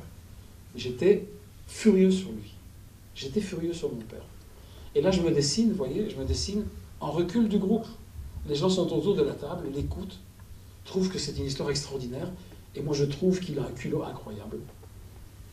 Et je ne comprends pas comment il n'a pas honte de se mettre comme ça en avant. Donc c'est vraiment, ça a été mon ressenti. J'étais dans la douleur de la perte de mon petit frère, et on a été très très liés. Des années après, quand il a commencé à écrire, il a d'abord écrit un journal de 300 pages, dans un grand cahier à spirale, qu'il a photocopié et qu'il m'a envoyé pour que je le lise et que je lui donne mon avis. Il m'a fallu au moins 6 mois pour le lire, parce que j'étais très fâché sur lui, je lui en voulais encore énormément. Parce que moi, au fond, je suis reparti en Israël après, j'avais pas fait la shiva de mon frère. J'avais dû écouter une histoire que j'avais pas envie d'écouter à ce moment-là. Et en plus, au lieu de me la raconter à moi, il la raconte à tout le monde. Je lui en voulais vraiment terriblement. Et là, c'est pour ça que je me dessine sur la page d'à côté. Je tourne le dos au groupe. Et dans la bulle de mon père, il y a une page de son livre que j'ai vraiment fait copy-paste. Il raconte, il raconte, il raconte. Et c'est là que j'entends les camps par lesquels il est passé. Je ne savais même pas par quel camp il était passé. Là, il y a toute la liste, vous l'avez devant les yeux. Je savais qu'il avait été libéré de Buchenwald. Je ne savais rien d'autre. Et ceci dit, mon petit frère, 2 jours avant, ou 1 jour avant, ou le jour même, où il a décidé de partir, il avait envoyé une lettre d'adieu à chacun des membres de la famille, une lettre laconique, dans laquelle il s'excusait de la douleur qu'il allait provoquer, mais que pour lui c'était la seule solution, qu'il était arrivé au bout du rouleau. Et moi j'ai pas reçu de lettre.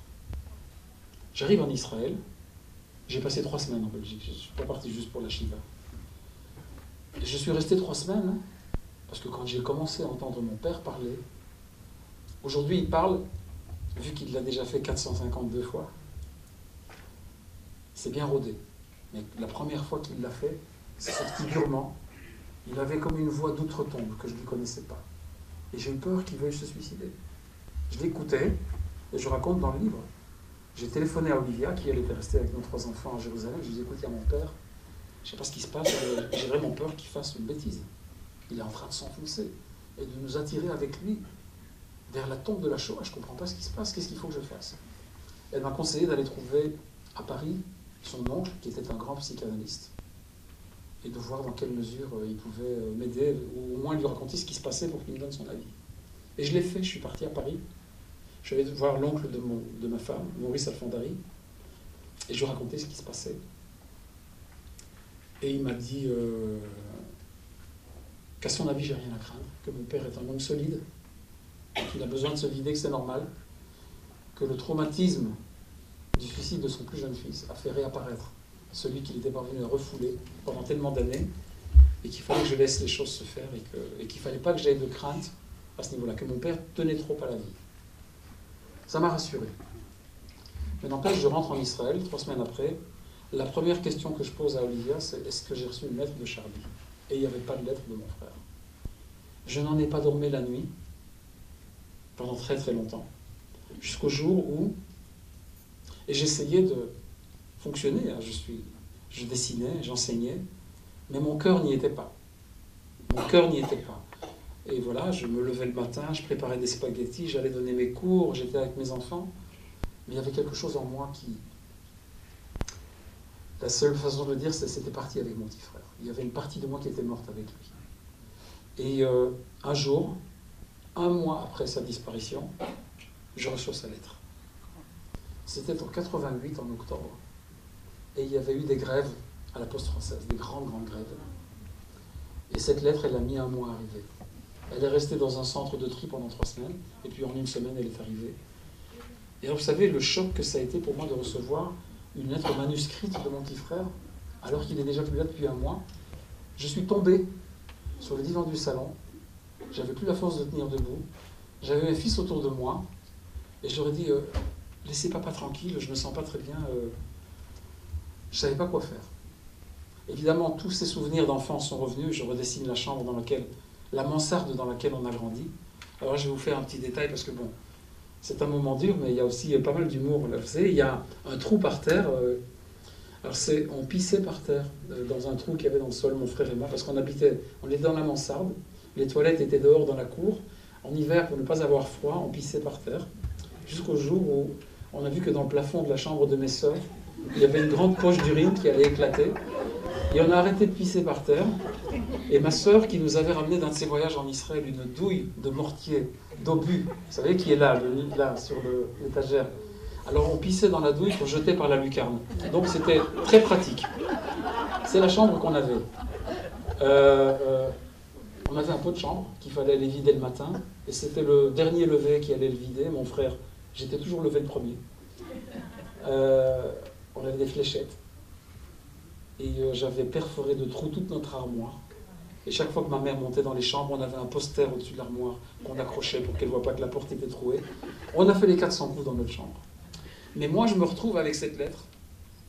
Et Charlie ne m'a pas écrit 3 lignes pour s'excuser. Il m'a expliqué. Il a essayé de m'expliquer son geste. Et il m'a dit une phrase.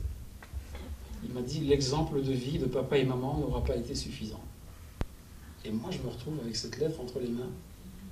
Et je me dis « Qu'est-ce que je vais faire avec cette lettre ?» Je ne vais jamais oser la montrer à la famille. Mes parents, ils vont lire ça, ils vont mourir. Et j'ai décidé de ne pas la montrer et jamais personne ne l'a vue. J'ai demandé conseil à ma femme. Je lui ai dit qu'est-ce que je fais avec cette lettre et elle m'a dit, très justement d'ailleurs, que je suis le seul à pouvoir décider.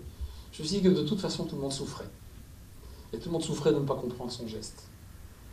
Souffrir pour souffrir, il valait mieux qu'il souffre sans lire cette lettre parce que cette lettre c'était vraiment une bombe qui aurait fait très mal à tout le monde. Et j'ai décidé de la garder pour moi et ce livre est la première fois que j'en parle. Et je savais que mon père allait le lire et je m'étais dit de 2 choses l'une, soit il va me demander cette lettre, soit il ne va pas me le demander. J'avais parié avec moi-même qu'il ne me la demanderait pas. Parce qu'en fait, je pense que mon père s'est tellement reconstruit grâce à sa parole que la douleur de la perte de son fils a été quelque part un peu estompée. Et c'est très bien comme ça d'ailleurs. Il ne me l'a pas demandé.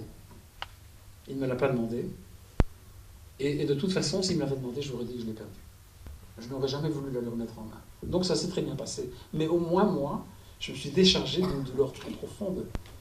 Et j'ai dit des choses que je ne lui avais jamais dites. Et là, voilà, mon père devient un témoin. Il accompagne des enfants partout. Il s'exprime dans la presse en Belgique, quand il y a quelque chose relatif à la Shoah. Souvent, c'est lui qu'on va interviewer, que ce soit la RTBF, que ce soit Le Soir, que ce soit des médias juifs ou non juifs. Tout le monde sait qui est Henri Kischka en Belgique maintenant. Et en fait, j'ai compris que ce qui s'est passé, ce processus de reconstruction qui a été le sien, suite au suicide de son fils, ça l'a transformé de victime de la Shoah en héros de la Shoah. Et en fait, ce que j'essaie un peu de faire comprendre aux jeunes qui liraient ce livre et qui connaîtraient mon père pour être parti avec lui à Auschwitz, d'ailleurs, quand il va à Auschwitz maintenant, il prend mon livre avec lui, c'est que moi j'ai été élevé par l'homme brisé. Et l'homme qu'ils connaissent, c'est l'homme reconstruit. Et c'est un seul et même homme, mais avec une transformation positive qui s'est passée. Et j'ai compris. Et c'est ça qui m'a permis de faire le livre. Il m'a fallu des années pour le comprendre. Qu'au fond, ça a été un bien pour lui. Ce qui s'est passé après le suicide de Charlie, ça a été un bien. Le fait que ça lui ait délié la langue, le fait qu'il soit devenu un héros, c'est ça qui l'a aidé à se reconstruire. Parce que, croyez-moi, ça fait 12 ans qu'il est veuf, il n'aurait jamais tenu 12 ans. Et là, il va avoir 88 ans bientôt, et je l'observe, en me disant, tiens, si j'ai ces gènes pour le dessin, peut-être que j'ai aussi sa santé. Donc, bon, ma mère est décédée à 72 ans, lui, il en a 87, 3/4, et ça marche très bien. Donc, je suis en train de l'observer en essayant de voir qui je vais être quand je serai vieux. Ça risque d'être pas mal. Ensuite, finalement, là, j'arrive vers la fin, et ça, c'est une chose importante que je dois raconter. Je ne suis jamais allé à Auschwitz. Je n'ai pas envie d'aller à Auschwitz. Et je n'ai pas envie d'aller à Auschwitz avec mon père. Et j'ai pas envie d'aller à Auschwitz avec mon père et avec une classe de jeunes lycéens belges. Le fait qu'ils soient belges est accessoire. De jeunes lycéens. Parce que je n'ai pas envie d'entendre mon père servir son discours comme un plat réchauffé au micro-ondes, qu'il connaît par cœur et qu'il a tellement lissé à force de l'avoir raconté. Et il sait exactement à quelle virgule les lycéens vont pleurer. Mais d'un autre côté, mes sœurs sont allées avec lui. Et il aimerait que je vienne avec lui. C'est important pour lui que je vienne avec lui. Et pendant des années, je lui ai menti. Je lui ai dit que je n'avais pas le temps. Je n'ai jamais osé lui dire que je n'avais pas envie. Je ne voulais pas lui faire mal. Dans le livre, je le lui dis. Et je dis, j'ai pas besoin d'y aller parce que vous savez, il y a des jeunes, même des jeunes Israéliens. Et j'ai lu les lettres qu'il reçoit. Parce qu'attendez, c'est dans ses classeurs, mais dans les lettres qu'il m'envoie, il me les photocopie, les meilleurs. Il me les photocopie, et je les lis, puis je les mets dans un tiroir. Je ne les ai pas jetés, je les ai mises dans un tiroir. J'ai 2 tiroirs où il y a les photos et la lettre de mon père, plus des lettres officielles. Alors il avait une lettre officielle très jolie du roi Albert II du temps où il était encore que prince. Non, non. C'est vraiment un monsieur important en Belgique, il ne faut pas croire. Et c'est important pour lui. Moi, je n'ai pas envie d'aller écouter ses discours. J'aurais bien aimé, et je lui ai dit, aller seul avec lui. Juste lui et moi, en tête à tête. Et je lui ai dit, mais pour lui, ce n'est pas possible. Ce n'est pas possible pour beaucoup de raisons. La première raison, c'est que il a besoin de son public. C'est vrai, il a besoin de son public. Là, vous voyez, ce sont des dessins que j'ai faits d'après des photos, et j'en ai des, je sais pas, des centaines. Et moi, je lui dis, papa, moi, je ne suis pas ton public, je suis ton fils. Et je mérite un reportage, je mérite, pardon, un témoignage VIP. C'est pour ça que je nous dessine sur un tapis roulant, un tapis qui se déroule, tapis rouge, Auschwitz VIP. J'aimerais bien aller en tête à tête avec toi. Et pour mon père, c'est trop compliqué. Alors, finalement, dans ce livre, qu'est-ce que j'ai fait? J'ai consacré 2 pages à une visite d'Auschwitz qu'on n'a jamais faite. Mais dans le livre, elle est réelle, puisqu'elle est dessinée, d'après de la documentation, avec une baraque, avec les champs, avec les camps, avec le train.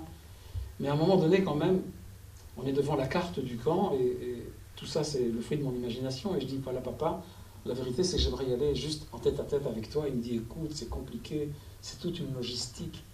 Il y a les avions, il y a les trains, les autobus, les hôtels. Viens, c'est moi qui t'offre le voyage, comme si j'avais besoin qu'il me l'offre. Et dans la case d'après, là où il y a le wagon, les wagons avec la fumée, je dis, au fond, quand j'y pense, mon père n'a jamais organisé ses voyages tout seul. En 1942, c'était les Allemands, et aujourd'hui, c'est la Fondation Auschwitz. À part qu'aujourd'hui, c'est d'un ticket aller-retour. Et tout ça, je l'écris dans le livre en me disant, j'ai des choses à dire et je veux les dire maintenant. Je ne le redirai pas une autre fois. Et je veux en finir avec ça. Et puis, la dernière case, et ça c'est aussi un point de vue très personnel, pas partagé par tous, il y a un débat en Israël là-dessus. Vu que très souvent il y a des écoles, des classes d'Israël qui sont là-bas, moi ça me gêne qu'on se balade avec des drapeaux à Auschwitz. Personnellement, je ne supporte pas ça. Quels que soient ces drapeaux. Je n'ai pas du tout apprécié que le général en chef de l'armée de l'air survole le camp en F-16. J'apprécie pas les Israéliens qui s'enveloppent du drapeau pour y aller. Je n'aime pas non plus la manière dont certaines fois la Shoah est transmise aux jeunes dans les lycées. J'ai l'impression que ça les rend plus nationalistes et moins ouverts dans certains cas. Et c'est pas comme ça. Moi, si je veux y aller, je suis très exigeant. Je veux le camp pour moi tout seul avec mon père et personne autour. Je sais que ça ne se fera pas. Mais d'un autre côté, pour y avoir tellement réfléchi, pour l'avoir dessiné, pour l'avoir formulé, j'ai fini par comprendre que vu qu'il n'y a pas de moyen que je le fasse comme j'aimerais vraiment le faire, parce que quand même mon père prend de l'âge, je partirai avec lui avec une école. Ça n'a plus d'importance. D'ailleurs, il faut aussi que je vous dise, puisqu'on en est là, que quand j'ai fait ce livre, quand j'ai décidé de le faire, avant de le faire, j'étais préoccupé par des tas d'appréhensions. Le jour où j'ai senti que j'étais prêt à le faire, ce jour-là, la réaction de mon père n'avait plus d'importance pour moi. Je suis arrivé à un point de maturation tel, j'avais 56 ans quand j'ai commencé à faire ce livre, j'étais déjà un grand garçon. Pour moi, je savais que si mon père n'appréciait pas le livre, c'était pas grave. Et s'il l'appréciait, c'était très bien. Et j'étais prêt à ce qu'il me dise, Michel, j'aime pas. Ça n'avait plus d'importance. J'étais vraiment seul face à moi-même. J'avais plus rien autour. J'étais dans mon bunker. Et puis, j'ai terminé le livre, et j'ai aussi un peu hésité à le faire, mais finalement, je l'ai fait. Il y a eu une soirée chez moi à la maison, à Jérusalem, qui s'est finie par une soirée de blagues sur la Shoah, où on a pissé de rire. Et mon père parlait, il a levé son verre au Herr Kommandant, et moi je lui ai dit, parce que souvent quand je parlais des camps avec lui, je parlais du Club Med, et que les capos c'était les géos. On s'amusait beaucoup avec ça, mais entre nous seulement, évidemment. On ne peut pas rire de tout avec n'importe qui, hein, mais avec son père on peut. Et puis il me disait qu'ils avaient... je lui demande si les pyjamas qu'il portait c'était le prêt à déporter, puisqu'il a fait du prêt à porter toute sa vie.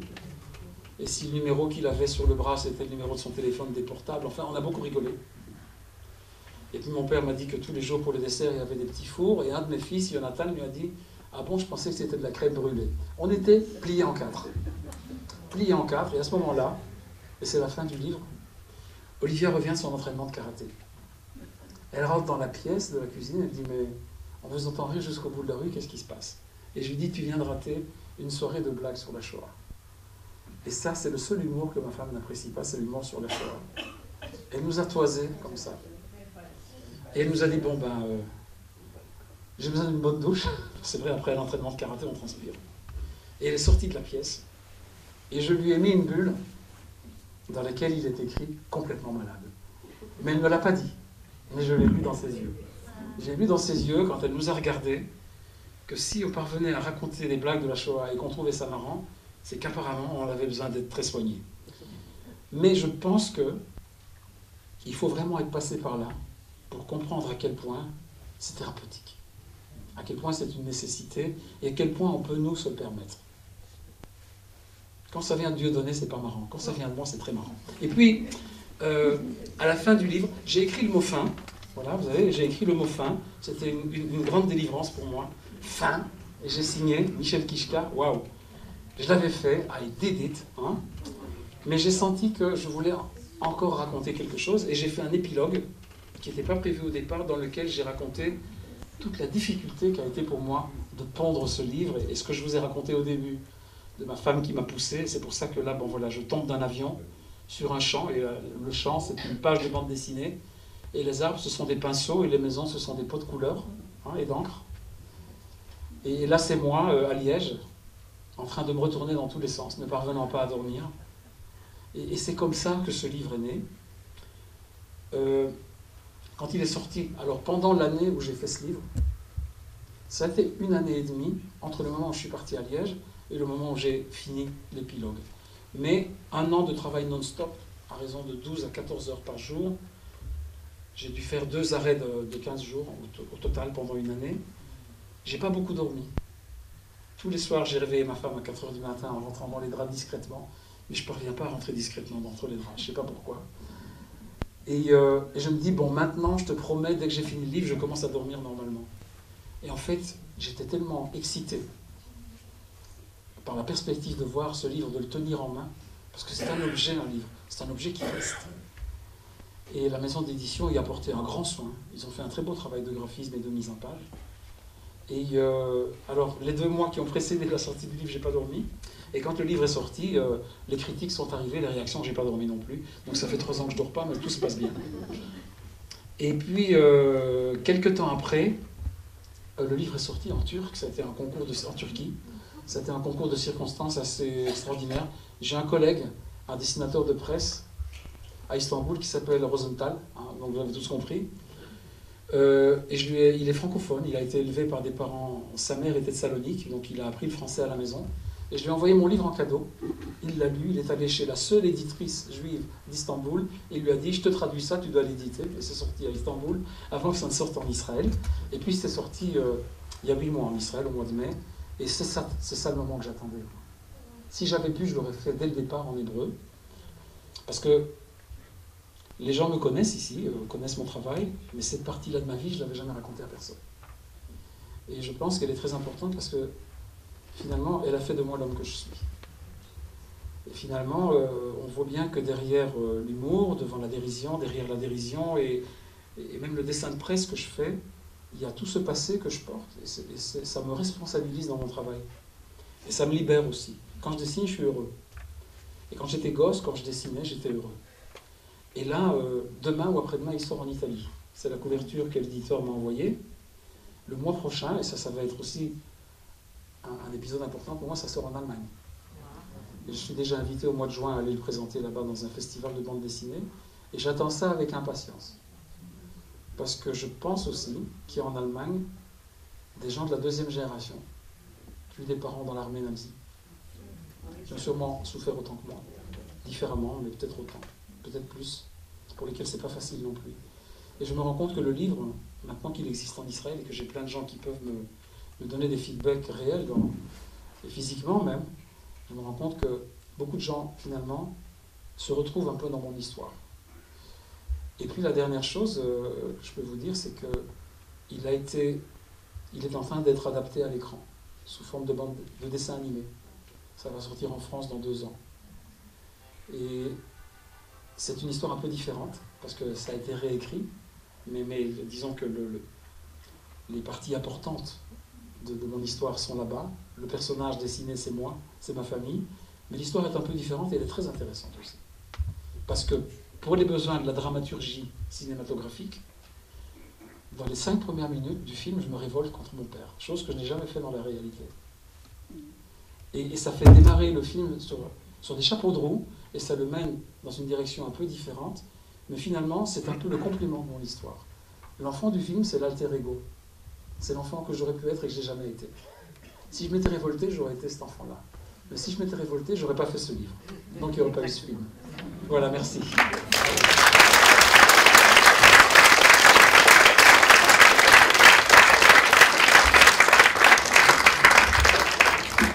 Écoute, si l'amour d'un fils pour son père peut te faire accoucher de ce genre d'histoire et de ce genre de livre, c'est exceptionnel. C'était bouleversant. Une telle vérité, d'une telle sincérité, je pense qu'on a été tous extrêmement touchés et que, je sais pas, moi je trouve ça tout à fait extraordinaire de pouvoir également mélanger des genres avec des sourires, avec des choses très très difficiles, avec des énormes blessures dont tu parles avec tellement de sincérité et d'authenticité, c'était vraiment exceptionnel. Je ne sais pas si quelqu'un a une question après tout ça, je vous en prie, allez-y. C'est pas une question exactement. Une remise en cause d'un terme qui ne me convient pas, moi, personnellement, donc peut-être que les autres ne seront pas d'accord. Je veux contester votre dénomination de seconde génération, parce que vous switchez une génération avant vous, celle des enfants qui ont perdu leur père ou leur mère ou leur famille et qui ne sont pas revenus. Vous avez eu la chance extraordinaire de parler à votre père. Vous avez mis longtemps, mais vous avez pu lui parler. Moi, mon père est parti à Auschwitz, j'avais 5 mois, donc je n'ai jamais pu lui parler. Et ce manque a défini toute ma vie comme elle a défini votre vie à vous. Et je vais vous citer 2 exemples. Quand vous dites des Allemands ont continué à tirer sur des Juifs lors de la libération. Moi, si j'avais écrit cette phrase, j'aurais dit des nazis ont continué à tirer. Donc il y a une dénomination complètement différente entre votre perception de la chose par rapport à quelqu'un comme moi. Deuxième anecdote, pour comparer un peu, lorsque vous étiez dans votre collège, vous avez joué au football quand on vous a dit il n'y a pas de place pour les Juifs. Moi, quand je suis rentré en 4e, j'ai eu un prof d'allemand parce qu'il n'y avait que 2 langues dans mon école. Et lorsque le prof d'allemand a fait l'appel, il a dit par tac, j'ai pas répondu.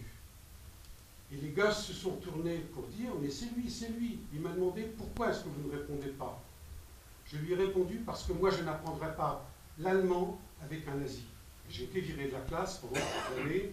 Donc c'est pour vous situer la position différente qu'il peut y avoir entre la 2e génération et celle à laquelle vous n'allez pas partir. D'abord, je vous remercie pour ce point de vue. Vous allez voir qu'il n'y a aucune différence. Ça fait que dans le livre, là j'ai parlé librement, j'ai pas lu ce que j'avais écrit, je pouvais pas... J'étais très sélectif quand est-ce que je dis allemand, quand je dis nazi. C'est très clair pour moi, la distinction entre les deux. D'un autre côté, on m'a demandé d'écrire une introduction pour le livre allemand. On m'a dit voilà, c'est une bande dessinée sur ta génération. J'aimerais bien que tu écrives aussi une petite introduction. Et en fait, dans l'introduction, ce que j'ai écrit, c'est que gosse, j'avais jamais entendu le mot allemand à la maison. Il y avait ou des Salbosch, ou des Schleux, ou des Fritz. Je ne savais pas qu'il y avait des Allemands. J'ai eu un accident très grave de voiture. J'ai été écrasé par une voiture à l'âge de 13 ans. Et je me suis retrouvé dans un hôpital pendant 1 mois. Très très mal en point, mais ça, je m'en suis bien sorti. Dans la salle commune où j'étais, en arrivant aux urgences, mais j'étais en plein délire, on me donnait des doses de morphine incroyables. J'avais 2 bras cassés, 2 jambes cassées. J'étais immobilisé. Il y avait un Allemand qui avait fait un accident sur une route en Belgique. Alors, le soir, quand tout le monde dormait, je chantais à tue-tête des chants en hébreu de la Shomer HaTzaïr. Je délirais totalement. Les infirmières ne savaient pas quoi faire avec moi. L'Allemand qui était en face de moi, de l'autre côté, et qui voulait un peu dormir, m'a dit en allemand, une phrase que je n'ai pas compris, mais il me disait mon petit, on aimerait bien essayer de dormir. Vous savez ce que je lui ai dit? Ta gueule, sale boche. J'entendais de l'allemand, j'ai dit ta gueule, sale boche. C'est comme ça que j'ai grandi. Vous savez, mon père, ça, j'ai pas voulu le mettre dans le livre. Mes parents ont commencé à acheter des vêtements en Allemagne quand ils se sont rendus compte qu'avec le Deutschmark, ils allaient gagner plus d'argent. C'est tout. Donc, pendant des années, il y a en Israël des gens qui n'ont jamais écouté Wagner, qui n'ont jamais roulé dans une Mercedes. Vous savez comment c'est en Israël. Mon père, lui, l'Allemagne, il est allé pour plaider sa cause, pour avoir ses indemnités. Ça, il y est allé, avec un avocat belge. Mais sinon, jamais. Mais à un moment donné, quand l'Allemagne est devenue un peu plus européenne, finalement, il a fait du commerce avec l'Allemagne, mon père. Mais ça a mis des années. Mais moi, les Allemands, ils n'existaient pas. Il n'y avait que des boches. Et je fais très attention. Je fais très attention à cette terminologie. Et dans le livre, croyez-moi, j'en parlais. D'un autre côté, c'est vrai que il y a des gens qui ne savent pas s'ils sont en première, deuxième ou première génération et demie. C'est vrai, je connais des gens aussi comme vous. Je connais aussi des enfants cachés. Il y a toute une association d'enfants cachés. Oui, j'en fais partie. Vous en faites partie. Et quand je suis à des réunions, des fois, avec ces gens-là, vous savez, il y a Harel, le médecin Harel, vous allez peut-être le connaître, Shaoul Harel, ils ont des histoires qui sont, c'est sûr, très différentes de la mienne. On a tous été marqués différemment par cette histoire, par l'histoire de notre famille, par l'histoire de notre enfance. C'est vrai, j'ai eu une chance extraordinaire. J'ai eu une chance extraordinaire d'avoir des parents. D'un autre côté, on a eu une vie familiale très dysfonctionnelle. On a eu un manque de communication totale avec nos parents. On a vécu difficilement, sans véritablement s'en rendre compte en temps réel. Et ce n'est qu'avec le recul qu'on a compris tout ça, mais finalement, c'est ça qui nous a formés.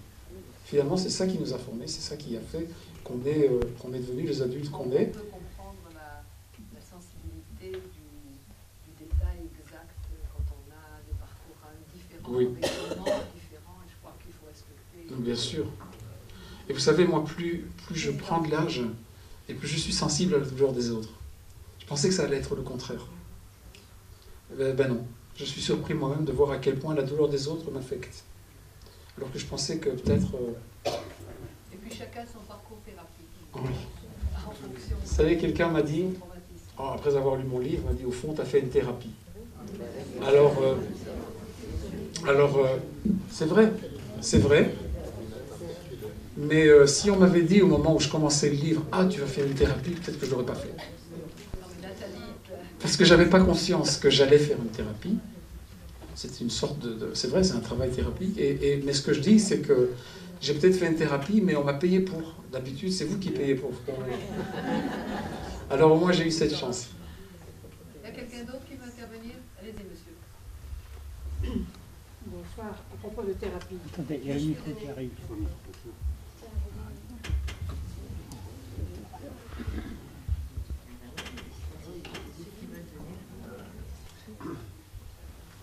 Bonsoir. C'est pas ouvert le micro? Allô? Non?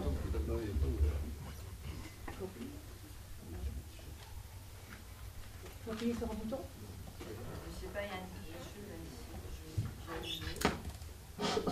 Voilà. Merci. Bonsoir. Bonsoir. À propos de thérapie, j'ai eu la chance de voyager avec votre père et avec votre maman. Mon épouse est liégeoise. Donc, Oui. j'ai eu beaucoup de contacts avec vos parents et votre maman quand elle a vécu. Et le premier contact personnel que j'ai eu avec lui était en voyage aux États-Unis. Il y a une vingtaine d'années de cela, était organisé un voyage qui s'appelait les enfants de la Shoah de la Floride Nord. Donc c'était organisé par un groupe de juifs à Miami. Et le lendemain de la nouvelle année, nous sommes partis en croisière. Un bateau avait été affrété. Imaginez-vous, un bateau de 3000 personnes affrété par des juifs. Nous étions 1500. pas un goy, rien que des juifs. On est droit au Shabbat, imaginez-vous, seul sur un bateau, compagnie princesse. On s'est retrouvés une vingtaine de Belges. On était tous enfants de la Shoah, des survivants, des enfants cachés, etc., etc. Mon parcours est le même que le vôtre. Aucune communication avec les parents. On ne connaît pas notre histoire. Et puis je fais connaissance avec Michel et avec ta maman, avec Henri et avec ta maman. On se retrouve à peu près 5-6 personnes. On se met à table. De quoi parle-t-on? Et puis ton père parle. Pour la première fois, je crois qu'il a parlé de son expérience. Moi, j'en avais jamais entendu parler. Je ne connaissais pas mon histoire. Et je te dis que grâce à lui, j'ai fait ma thérapie. C'est très bien. Bravo. Mais vous savez, une chose, bon, que j'ai pas tout dit dans le livre et j'ai pas tout dit ce soir, évidemment. Je vais pas faire trop de spoilers. C'est qu'à partir du moment où il a parlé, pour nous, qui le voyions souvent, on ne vivait plus avec lui. Hein? Pour nous, c'est devenu insupportable. Parce qu'il ne parlait plus que de ça. Et il n'y avait pas un moment dans la journée ou un repas où il ne parlait pas de ça. Et finalement, on voulait qu'il se taise. On voulait... Oui, peut-être, oui, d'accord, sûrement. Sûrement, mais... Bien sûr, il s'est reconstruit, mais les jeunes qui partent avec lui, chaque année, c'est des jeunes différents. Les gosses qui ont 16 ans aujourd'hui, ils ont 17 ans l'année d'après. Donc ce sont d'autres enfants qui avaient 15 ans l'année d'avant qui vont avec lui et ils entendent son histoire 2 fois, la première et la dernière. Nous, on l'entend tous les jours. Et ça a été, il y a des moments où ça a été insupportable. On dit, papa, arrête. Papa, tais-toi. Papa, pas maintenant. Pourquoi maintenant Auschwitz? Attends.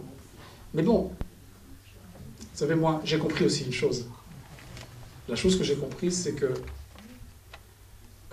je ne vais pas faire de la psychologie pour deux grouches, hein, mais j'ai l'impression que le développement affectif de mon père s'est arrêté le jour où il a été arrêté.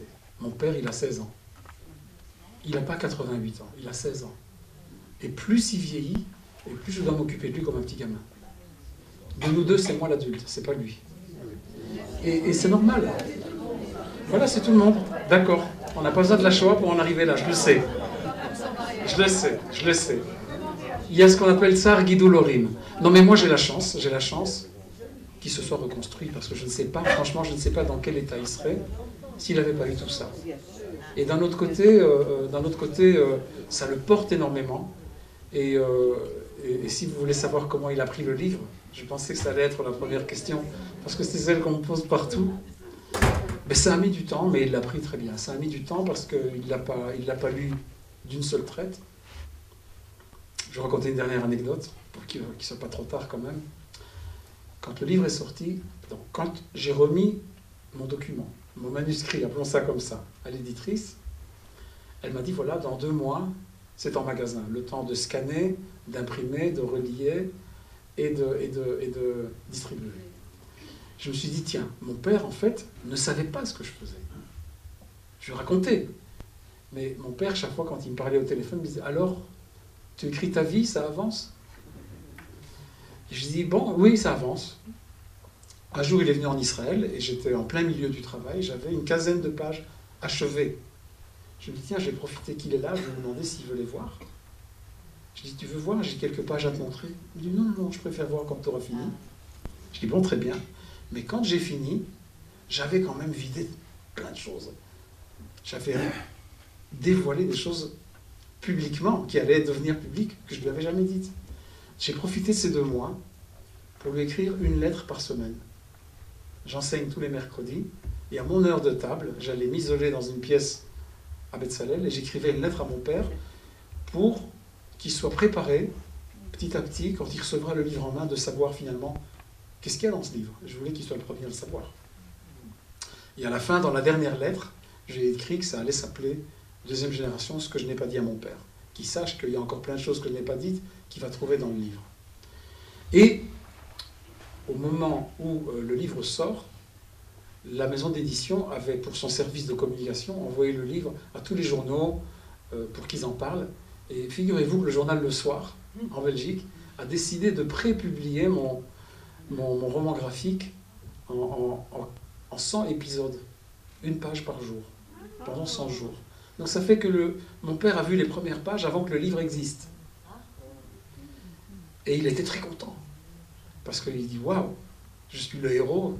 Tout le monde lui téléphonait dans la communauté. « Henri, t'es dans Le Soir, ton fils t'a dessiné, c'est génial ». Donc il y a eu tout un buzz, voilà, appelons ça un buzz. D'un autre côté, quand le livre, au moment où il allait être livré en magasin, j'ai demandé à Dargaud qu'un messager lui apporte un exemplaire en main, qu'ils ne doivent pas le découvrir dans la vitrine d'un libraire à Bruxelles, mais qu'ils doivent le recevoir. J'étais quand même en Israël et lui à Bruxelles. Si j'avais pu, je le rapportais moi-même. Mais j'étais en partance pour un colloque à Atlanta. Et le jour où je pars, où je prends l'avion, il reçoit le livre, et je l'appelle pour lui dire au revoir, et il me dit « Je viens de recevoir ton livre, il est merveilleux, mais je n'ai pas encore eu le temps de le lire, ce qui est normal. Il est beau, il l'a trouvé beau, c'était déjà beaucoup. » 24 heures après, je m'installe dans ma chambre à Atlanta, ça avait été un long vol avec une escale à Toronto, ou je ne sais plus où, ou ailleurs, ou à Montréal, je ne sais plus, bref. Je me branche sur Internet et je reçois un mail de ma petite sœur, qui est sa voisine à Bruxelles. Et elle m'écrit « Écoute Michel, papa a commencé à feuilleter ton livre. Il n'aime pas du tout ce déballage de notre histoire familiale que tu fais. Il a été très vexé par une phrase que tu as dite sur maman. Et je lui ai expliqué que la vie qu'on a eue, c'est pas la vie qu'il a cru qu'on a eue, que c'est pas comme ci, mais que c'était comme ça. Et je me dis, elle est en train de foutre la merde en essayant d'expliquer des choses à mon père que j'ai mis des années à mûrir en moi. Et je vais attendre patiemment qu'il arrive à mon livre et que mon livre arrive à lui. Et je ne veux pas que ma sœur m'aide. Je ne veux pas qu'elle intervienne. C'est mon histoire, c'est pas la sienne. Et je lui ai répondu très poliment. Ne t'en mêle pas, c'est pas ton histoire, c'est la mienne. Je t'en prie, j'ai pas besoin de ton aide. Mais je lui ai dit ça très gentiment. Je lui ai dit, laisse le temps agir. Laisse papa arriver au livre et il y arrivera. Et finalement, il l'a lu. Et finalement, alors que je pensais qu'il y aurait des choses qui l'auraient vraiment secoué, il y a, je ne sais plus quelle page, où j'écris qu'il est un râleur. Et en fait, c'est chaque fois qu'on se voit, il me dit, j'ai encore un ami qui m'a dit, qui ne comprend pas pourquoi tu as écrit que je suis un râleur. C'est ça la chose qui l'a le plus gêné. Et en fait, mon père est un râleur. Mais quand il est en forme, il ne râle pas. Mais quand il y a la moindre... Et il y a tout un épisode dans l'album, vous le verrez, où je l'emmène prendre un petit déjeuner au pain quotidien à Bruxelles. Et alors il trouve que le beurre est trop dur et qu'on ne peut pas l'étaler. Il trouve que le café est trop chaud, son téléphone sonne alors qu'il est en train de manger. Pourquoi est-ce qu'on me téléphone toujours quand je suis à table? Et moi qui l'avais invité là-bas pour qu'on prenne un petit déjeuner tranquille à deux, parce que j'aime pas manger chez lui à la maison depuis qu'il est seul, sa cuisine c'est devenu comme une chambre d'hôpital. Il n'y a rien dans le frigidaire, il y a un pot de yogourt, il ne mange rien. Il y a une tranche de pain, j'avais envie, un bon petit déjeuner, qu'on passe un bon moment ensemble, et il râle. J'ai dit, mais tu sais que tu es un râleur, papa. Et il s'est très énervé sur moi, chose qu'il n'avait jamais fait. Vraiment. Il m'a dit, j'ai 6000 lettres de gosses qui trouvent que je suis un homme extraordinaire. Et je lui ai dit, papa, tu es un homme extraordinaire, mais tu es un râleur. Voilà.